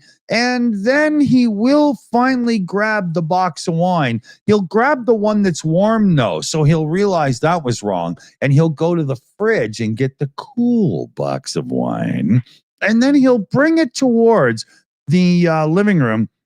He's probably halfway through the kitchen at this point, and he had to let's see, there was something in his way he had to kick out of the way. Oh yeah, it was his other child's Lego set, and he stepped on it. Oh, he fell over. Oh, he dropped the box of wine. Oh, it's terrible. Has it leaked? Okay, the box of wine hasn't leaked. Dunk's okay. So right now he's standing up. I think Dunk's okay. I think he's okay. Oh, you know what? He forgot a glass. He's got to get. He's back into the kitchen. Everybody, this is unbelievable play-by-play action coming at you live right now. He's going back into the kitchen. He's reaching to the cupboard. He has picked out a glass, but it's not big enough. And it has a water spot. Unacceptable. So he gets a bigger glass. Oh, it's a mug. It's a clear mug. It's an A&W root beer mug. That's worthy of boxed wine. He turns around, he puts one foot in front of the other, and he starts marching to the living room. And I do believe he's making it back to the couch. At this point, he will be sitting down, grabbing himself a cigarette, putting on his headphones, pulling the mic up to his mouth and saying, well, what the fuck did you come up with while I was gone? Oh, really? I thought he was there. Damn it. I thought I was that close. He's probably doing it on purpose. He's right there in his headphones right now. And he's like, oh, yeah? How are you going to stumble out of this, asshole? That's what he's doing. This is personal now. You see, this is the way he plays it. He's always pushing at me. And, he's kind of like, he's like a vampire, but with a stick instead of a pointy little tooth thing. So now I see this as a challenge, a throwdown of the glove. He's truly trying to mark his territory. You know what? He just pissed on my microphone. That's what he did. He's like a stray cat that just had to do that whole, wiggle their butt thing and squirt. Why do they do that anyway? That's weird, right? You ever see a cat do that? Why do they do that first? They look like they're about to pounce, and then they just give it like a flurf. What's that word for blue sky tweeting? He fluttered. Yeah.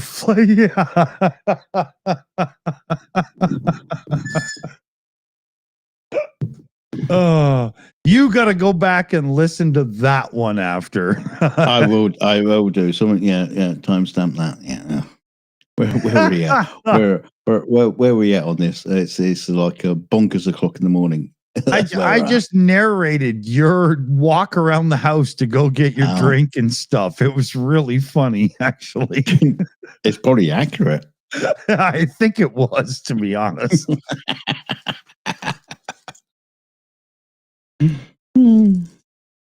Oh man.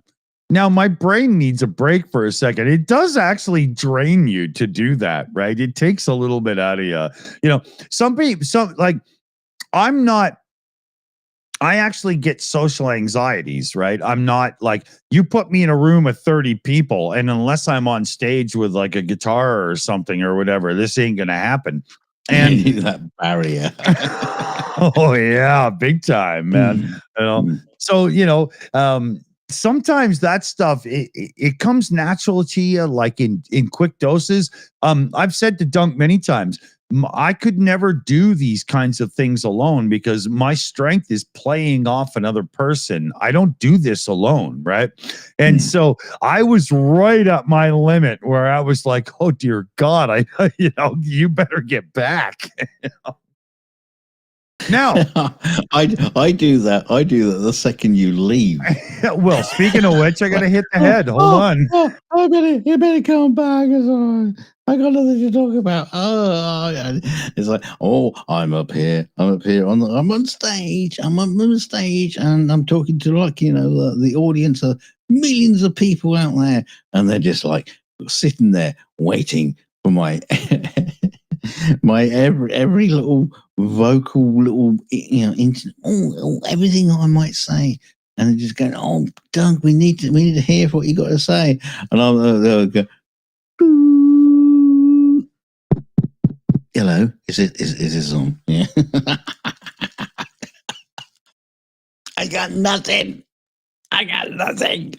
And yeah, just to be able to I used to do this back on my old channel, but I would do like a live streams, just by myself, and honest to God, I don't know how I did it.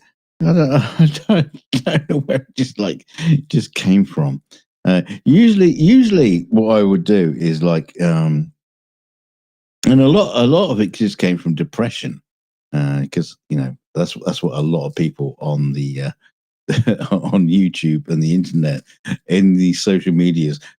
What the big problem is, most of us are just suffering from depression, and our outlet is to voice it on just live on the internet. And I'll start a stream off. Okay, I'm really depressed. I'm really depressed. And you get other people join you on the live stream. They go, "Hey, yeah, how's it going? We don't fucking care about you." Blah blah blah.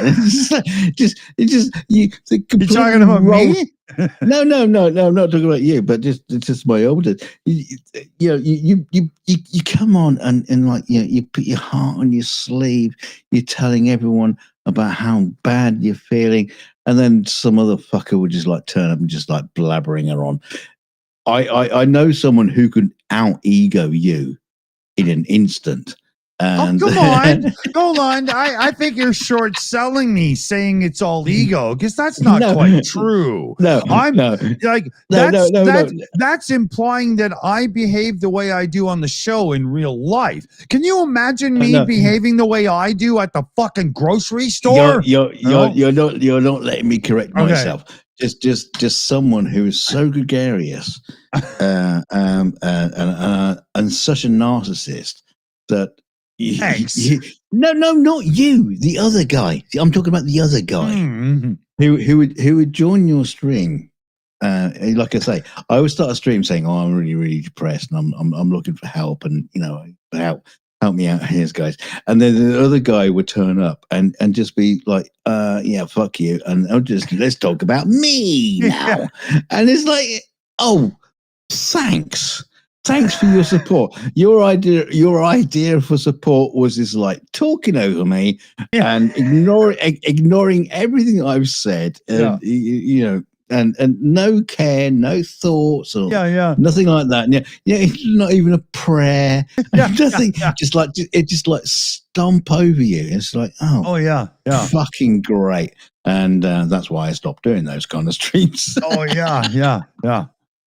Yeah. You're not quite as bad as that. Oh, come on. No. But the funny thing was, I always thought this guy that I'm. If it wasn't for the fact that your wife loved me, dude, I don't know. No, she only loves you. The fact is, you sent me a PayPal payment through the other day. Yeah, it's some cash.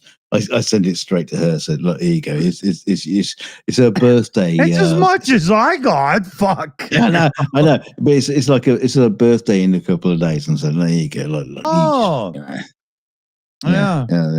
She goes, "Oh, that's from you and the boys." Well, I said, "It's mostly from Dick." Tells me after. but then That's a you did it. reflection of your relationship, not ours. Well, yeah. I am not going to argue with that.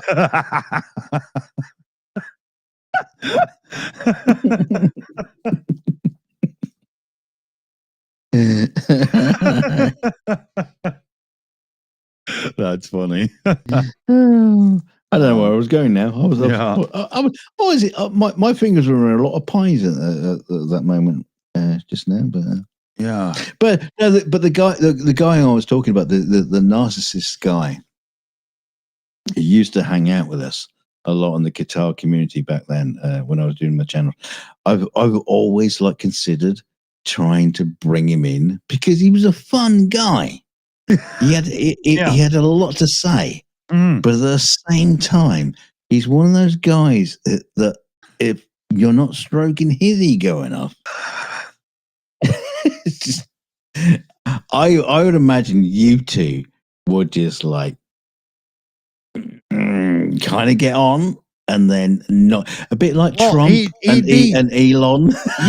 But he'd be that guy. And I've done this before to people because it really pisses them off. They try to out alpha dog you in a chat. Yes, right? Exactly. And the best way to put them in their place is to not alpha dog at all and just subtly point out the fact that that's not really how you do these hangouts and stuff, and you watch them just sort of they sit in the back, they mute a bit more, you do it a little bit more, and then they start turning off their camera because that's when they're screaming at the fucking wall. Actually, that's not what this guy would do. He would get more drunk. And of course he was on what time was he in? Was he in Florida or California? But he was like California. He was like so exceedingly. I'd start a stream, and I've had a couple of wines. He's in America. He's in no, he's in America, 9 hours time difference. Yeah. And he's fucking drunk. Yeah. and it only gets worse. Yeah, it's funny how you've just led yourself into the exact same situation again, isn't it? No, I'm not talking about the comparison with you because you can get to that point where you've had a lot to drink. You're drunk. It happens now and then. But to start a stream for me and then have someone join who's it must be it's not even you're not even had lunch yet. Yeah. And you're already fucking drunk. Oh yeah. There's how is this stream going to end? Yeah. Not well. Yeah, and I think if you go to my channel, my DKG custom, I think most of them are deleted. I think they're all gone. So you can have a look. There might be a few there, but yeah.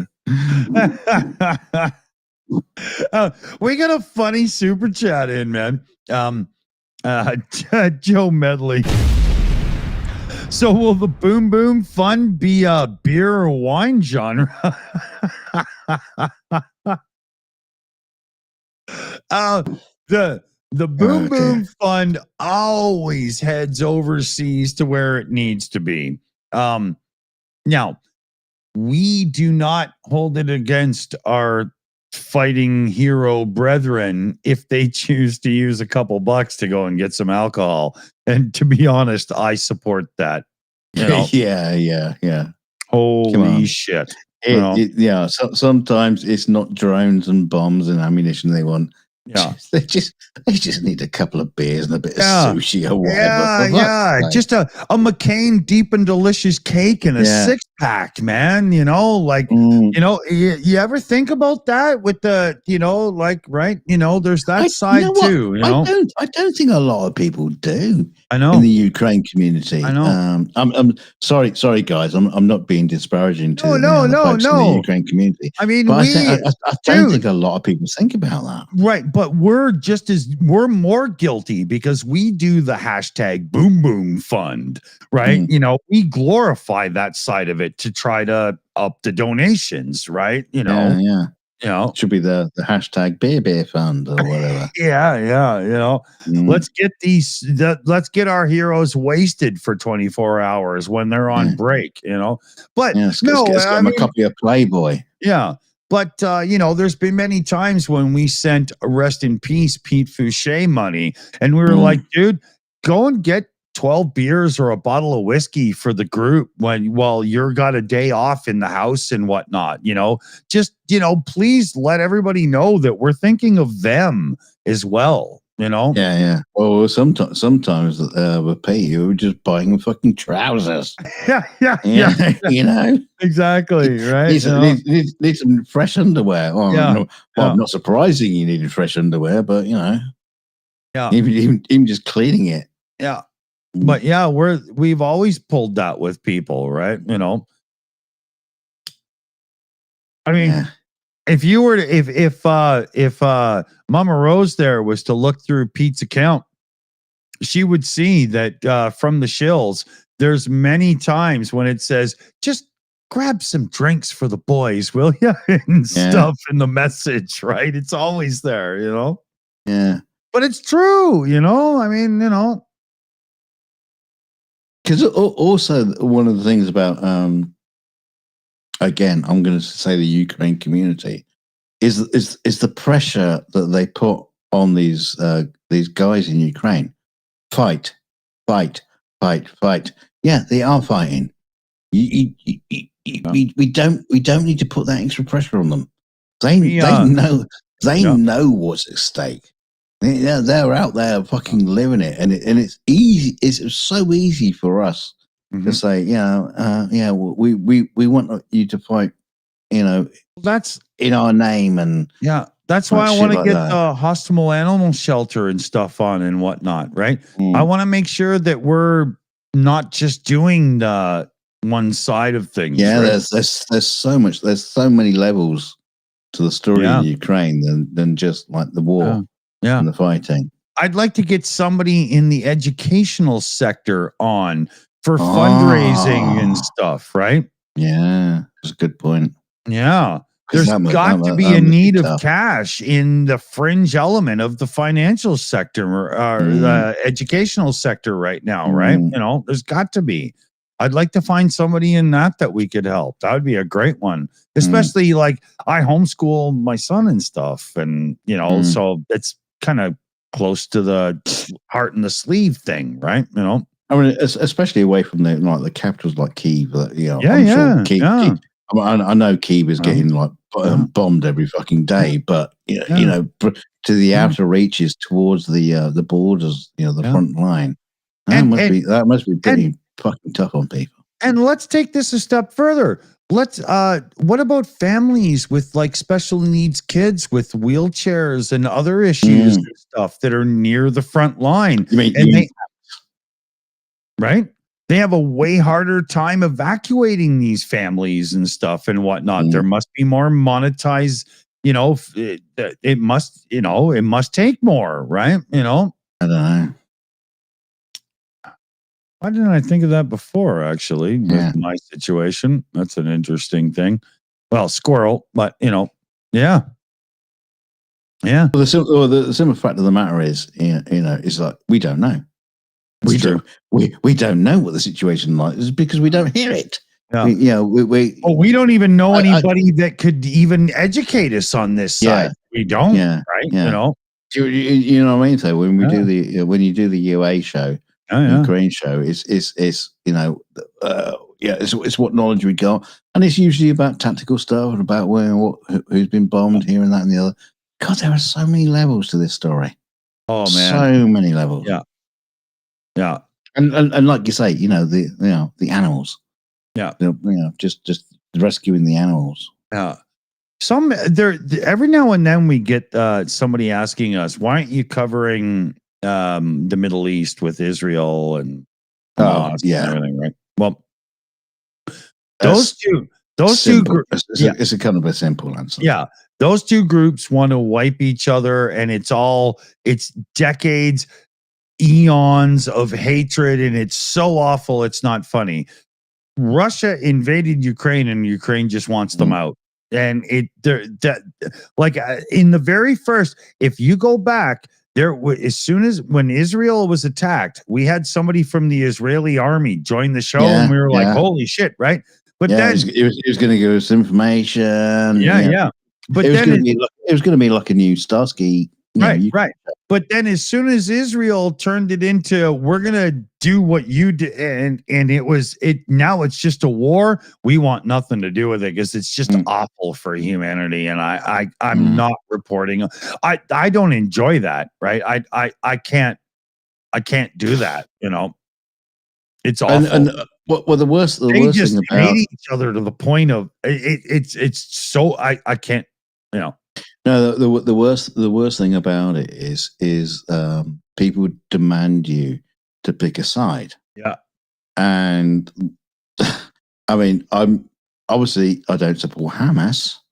But I'm not. I can't. But what's been happening to the Palestinians themselves is pretty horrendous. What happened to the Israelis was pretty horrendous. It's all shitty, but for fuck's sake, that whole area. You can take it back to the end of World War II, the redrawing of lines, but you can take it so much further than that. That whole area has been a boiling pot of hatred over faith and stuff and whatnot, to the point where I cannot weigh in on it. I just wish you all would stop. But there's no way. I'm a Canadian. I'm one step away from socialist kind of. I'm Canadian, right? I can't imagine treating people like that because they don't believe in stuff, and I can't do it. It's like picking between the People's Front of Judea and the People's Front of Judea. Yeah. It's like. They're the same people. Yeah. They shouldn't even be fucking fighting. It's so ugly. It's so ugly. I can't stand it. But it also makes me sick to my stomach that in 2024 we're still behaving like it's the 14th century. I can't understand how humanity hasn't improved. So there's no way we're not touching it. We're not going to. We did talk about the ICC arrest warrants, but that's different. That's we just touched on it, right? But we're not doing it. No way. Well, the simple fact is the ICC arrest warrants was also like split. Exactly. The world community is like. Either he's a war criminal or he's not. I know. You can't pick and choose. And all the people signed up to the ICC couldn't even agree, right? It's just so screwed up. It's just, What it's like Putin has got a war criminal status on him as well. But he is. But it depends which country. Yeah, but he's aligned to. Some of them will say he's not. But that's a different one. That's a different one, because with Putler, if you go to a country where they treat their citizens like human beings, they would arrest the son of a bitch. If you go to a country like Iran or North Korea, they support the bastard, right? That's That's what I was saying. That's more absolute. That's right up here, right? Yeah, but that's what I was saying. Is it depends on which country is aligned to him. Yeah. And the same sort of thing is happening with Israel, and also the leaders of Hamas. This whole thing is who also got an ICC warrant against. we've got this thing of hate going on that's percolating now instead of subsiding as we get more global. It's happening in North America as well. It's being done on purpose. I know, but it's being done on purpose by the one political side, and it's being done in Canada now and everything else. And the last thing the world needs. I know we've been working towards unity for years globally with the UN, NATO, the EU, so on and so forth, NAFTA and whatnot, and we've let a few sorry ass sour motherfuckers permeate what we perceive as a true democratic society and sow the deceit of dissent between us to the point where we're arguing over whether margarine is butter or not when we should be, it's just unbelievable. I literally sit here and just mouth off on the show, drinking beer and smoking pot and stuff. But I swear to God, I do a better job than these fucking assholes. I just get depressed about it all. To be honest with you, drive me nuts. It's very easy. It's called empathy. If you have it for everyone, you will do the right thing. It's simple. Simple. It's so simple. I'm about to do some what's that guy, the Chinese guy in Canada that did the real lemon, the commercial for the lemon juice in the bottle, you guys remember that? Well, believe it or not, we didn't get that advert over here. I know. That's why I said it, right? Real lemon. I think it was Walk with Yan, maybe the cook guy. I can't remember, but it was funny, man. Yeah, that was a good one. That was back in the day. That was like the 70s, I guess,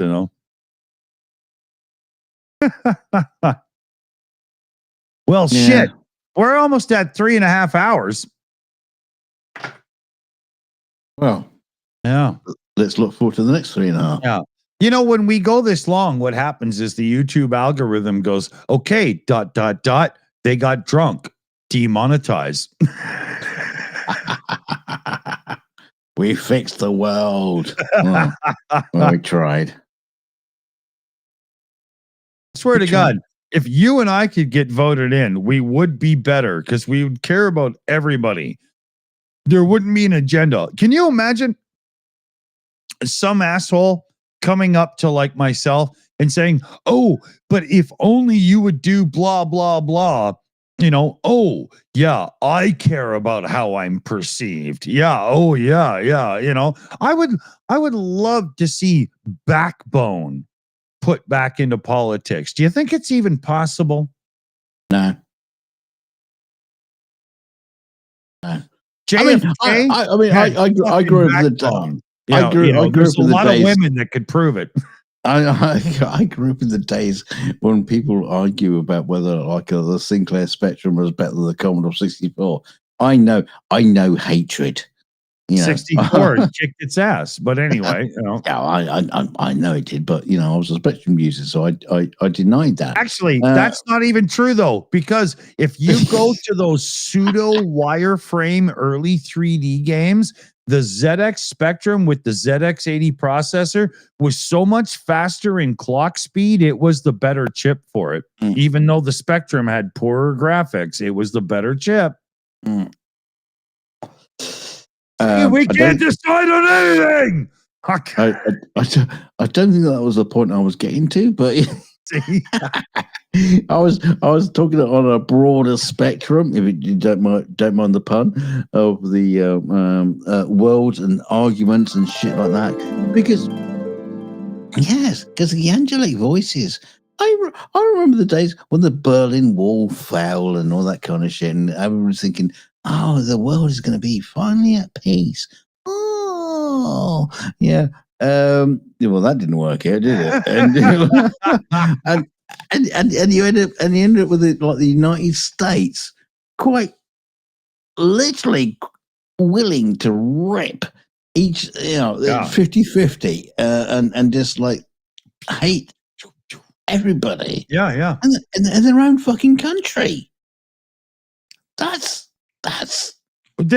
North America. Where did that come from? That's a new thing. That's happened over the last 10 years. Can I point out Trump a thing? started getting in there. Can I point out a thing? North America is full of Italian Americans and Canadians and Portuguese and blah blah blah. Yeah, Irish and whatever. Right, but none of them seem to be considered immigrants. No, it's strange, that, isn't it? Right. So it has nothing to do with the color of a person's skin, does it? Is that what was Trump going to do when he sends back all the immigrants? He's going to send back all the Irish. Well, that's the police force gone in New York. So many mobsters and send them home to Sicily. They're going to send everybody back. We're going to go back. We're going to go back through the DNA and find all the pilgrims.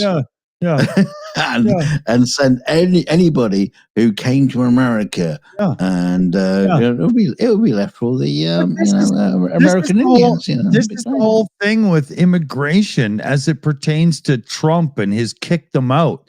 He doesn't seem to be going after anybody that's got, well, not the same color skin, because he's orange. Well, no one has that color skin.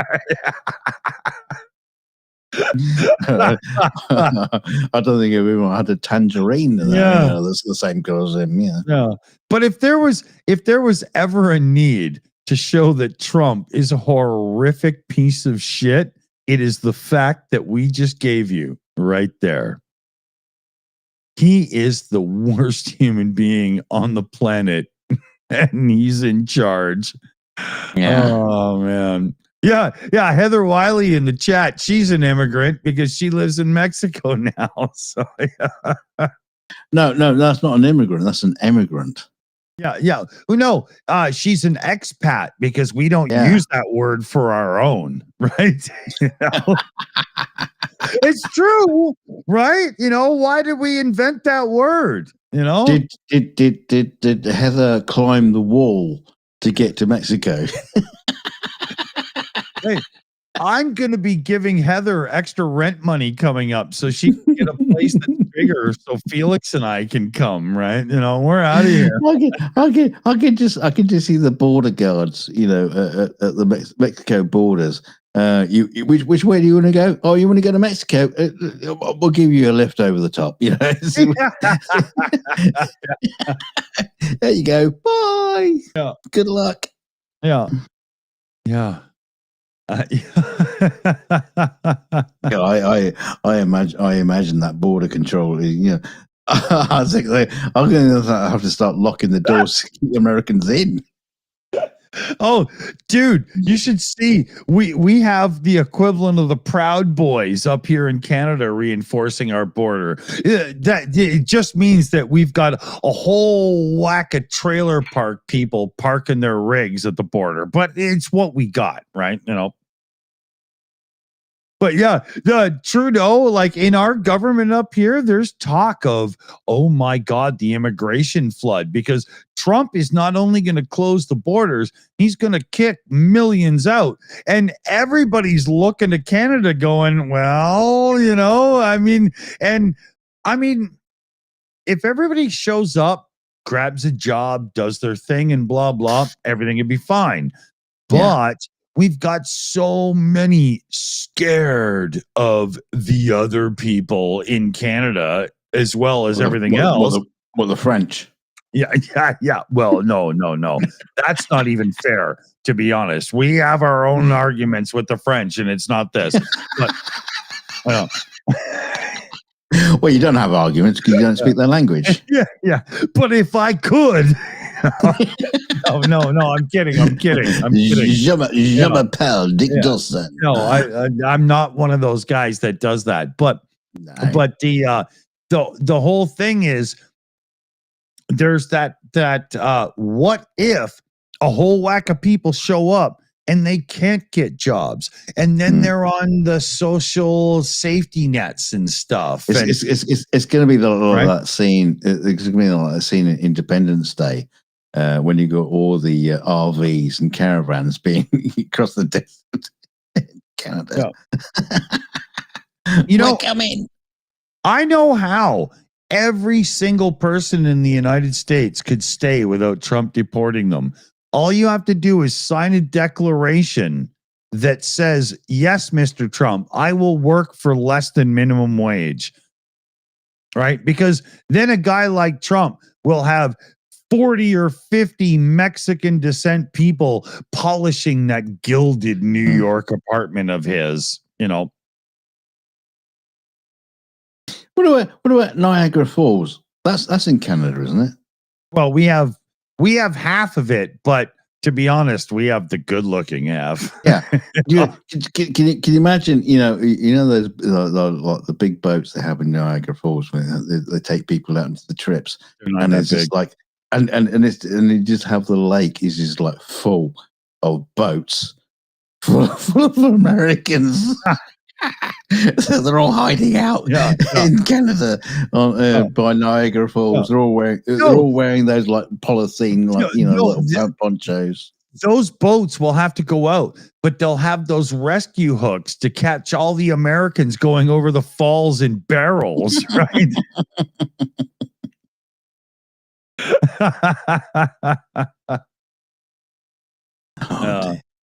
Hey, wait a minute. We got a thing going on in the chat. Somebody said Mexicans use the word quiero for us Northerners. And then Jenny Johnson in the chat says, that sounds like a slur. If it is, I wholeheartedly, I would say full-throated, but I can't say that with a straight face. I would wholeheartedly encourage every single Mexican descent person to start calling us pale-faced fucktards that right now, because it's not socially unacceptable and y'all can get away with it. And I'm sure that there's 3 years of stand-up comedy to be had before you get called out, right? Yeah, I don't mind a little bit of racing being thrown that way. You know what? I'll take every drop of it just to ensure they have a chance at a career in the category. I don't care. Please make fun of me because then I can make fun of you, right? Please. Oh, I can take it. You're not allowed to make fun of them now. No, but man, he's just so tired, Yeah, we're gonna reclaim the word gringo.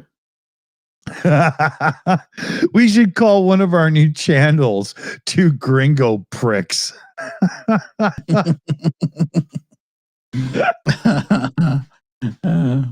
would be hilarious. And all we'll do is invite Mexicans on to be interviewed. Yeah, we'll call it the Dos Amigos.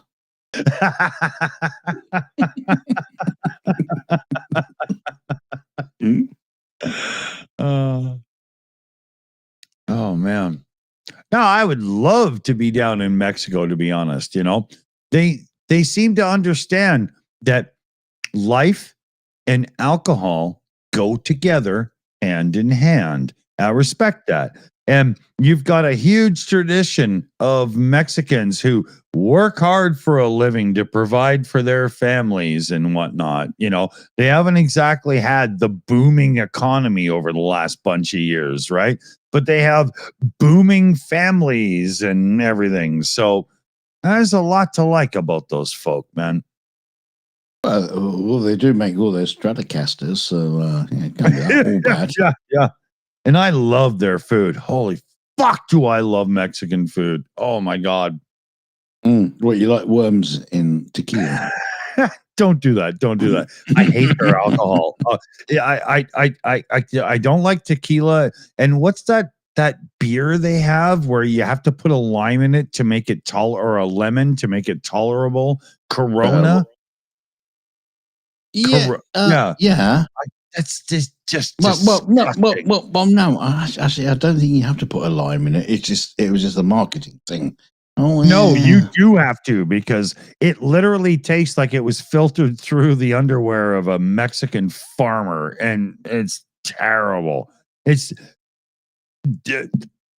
I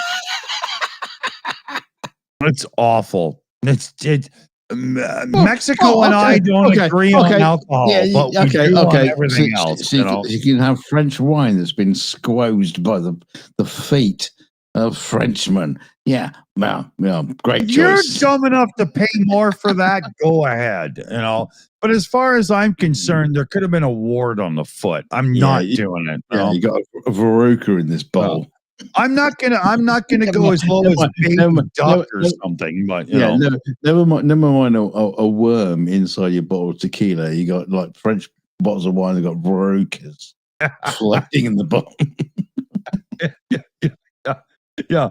When an Italian bottle of wine comes with a pack of condoms hanging off the side of it, I'm just not, Yeah, you got to filter it first. Yeah. But over time, I've been known to make some Mexican humor, but I just want to make sure everybody knows, oh man, well, that's one of my favorite places. And it's not just because of the lay of the land, it's because of the folks, And the big hats. No, fuck all that. Mexicans are just cool dudes, man. The chicks are hot, the dudes are fun. They when it's time to work, bandits are friendly. When it's time to work, they do their shit, they take care of their family, and when it's time to play and enjoy, they either play in Mexican parents are amazing at being parenting to their children and stuff. And they also know how to let off steam in the group and party as adults. They got a great balance going on. The culture is properly, they know what they're doing, man. They're cool.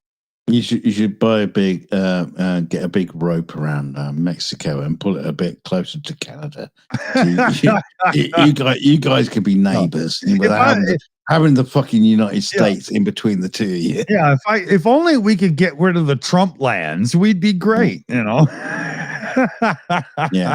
The unfortunate thing is you got Texas between you and Mexico. Oh no! Oh. They hate everybody. I couldn't live in like Alabama, where I would have to explain to a police officer why I don't have an open beer in the car while I'm driving down the road, right? Where's your gun rack? You don't have a gun rack in your car? Yeah. Well, you see, officer, we're gonna have to arrest you, son, for not having a gun rack. Yeah. You see, sir, or an alligator. Yeah, you see, sir, I have my children in the back seat. I can see that, but where's your crack pipe, son? It's just, I don't think that's me. Yeah. Yeah. I pick on Alabama a lot, but it's because they're Alabama. It's allowed, isn't it? Well, I think it's required.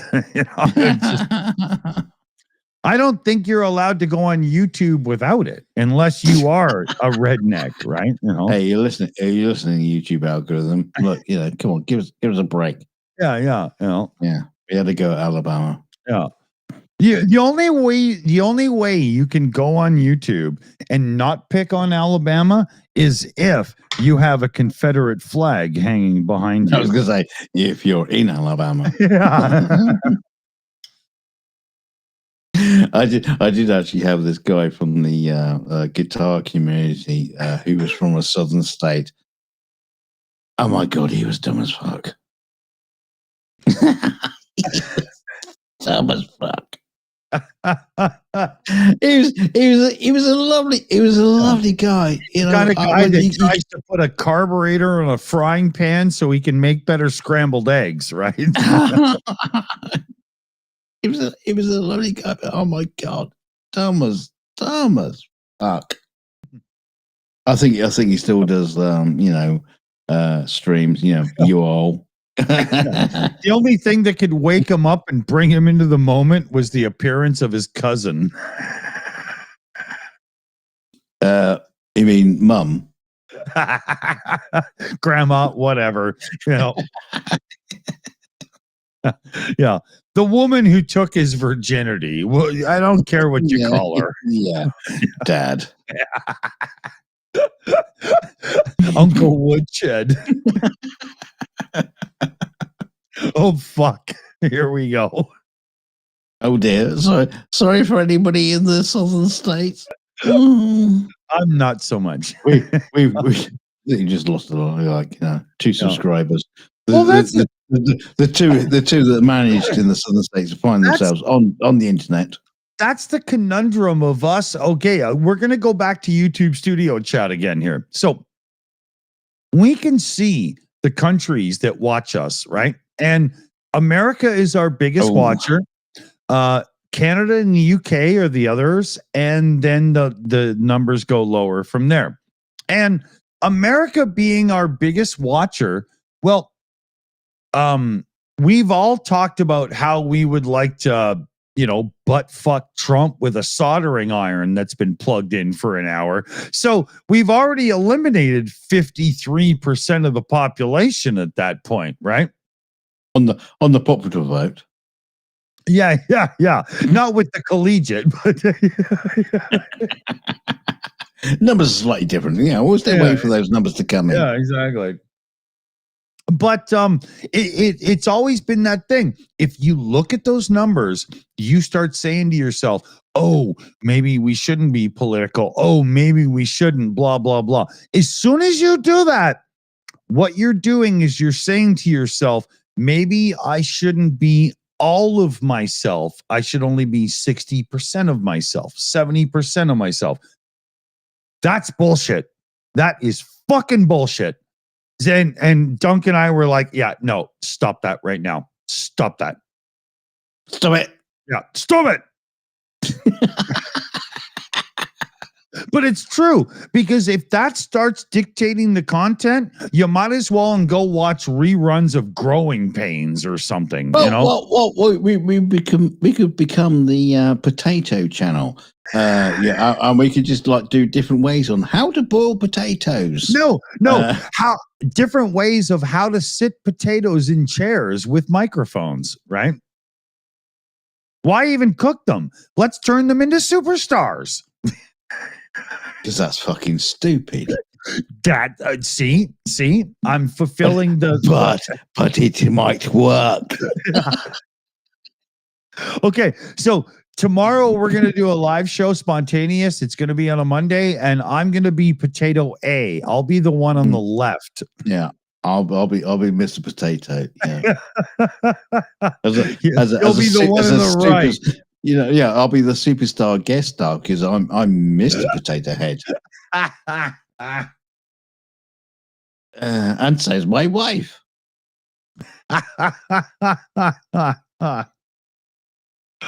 Oh man, this is one of those shows we might have to.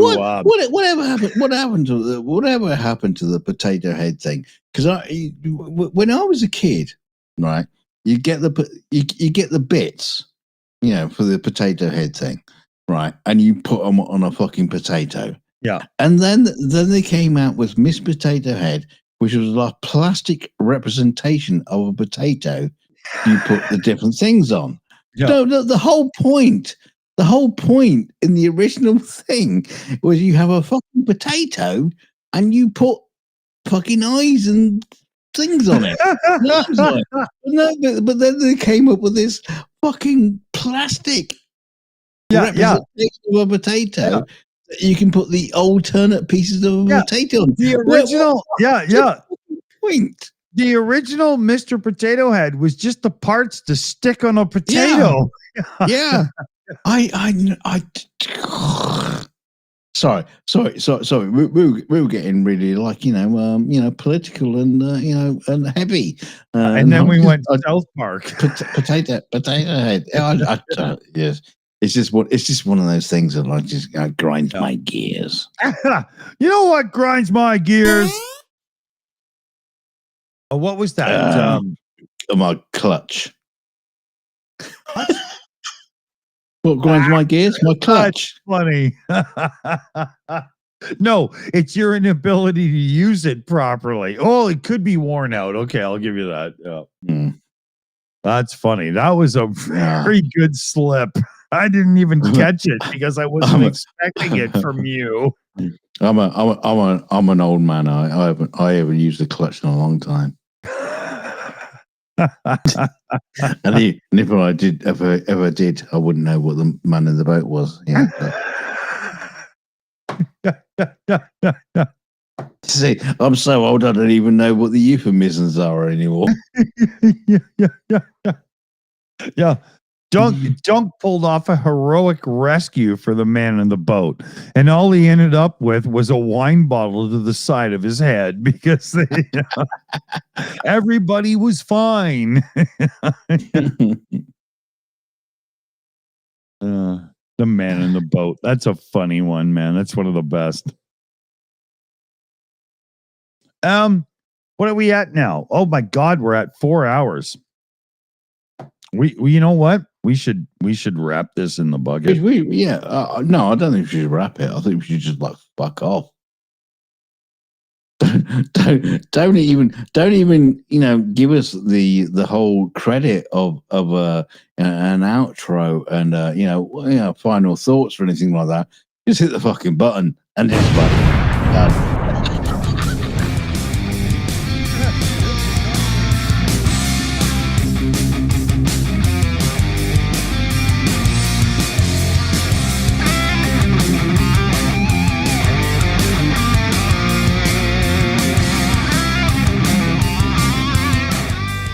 Hey everybody, a big shout out to our team who do everything in the background for us to make this channel awesome.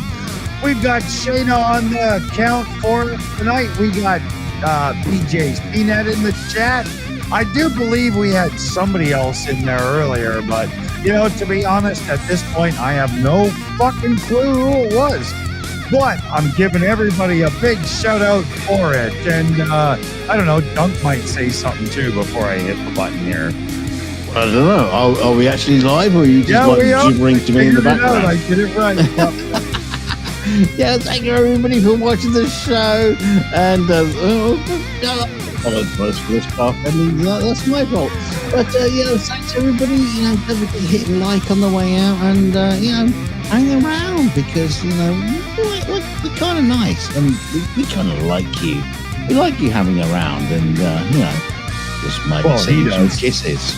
Yeah, well, okay, well, whatever. And I will see you on we're back on Tuesday, for the 42 show and stuff and things. So until then, share us out. Tell people we're actually really quite good because just at this point, just fucking lie. I don't care. Always make her come first. That way you'll get a better one. Good night, everybody. Look at we're still talking. The credits are still rolling. This is amazing. No, damn it. No. This is great. This is great stuff. Yeah, but we'll be talking over a black screen, and people will wonder what the fuck. Yeah, I know we're talking over a black screen. This is probably the best show we've done right now. It would be even better if we both shut up and just left them to figure it out for themselves, I think. Yeah, come back to the Shills after dark, and this is about as dark as it gets. If you want to experience something really amazing in that puts the you in YouTube, we'll broadcast a quiet show with a black screen, and you can make it up for yourselves. You can re-edit it. Okay, shut up. We gotta go. This would make a terrible short. You realize that? This is really weird. Okay, I'm hitting end, and I'm hitting end. Good night, everybody. Good night. Stay chilly. Hey, wait a minute. Do I have? No, you don't. No, I don't.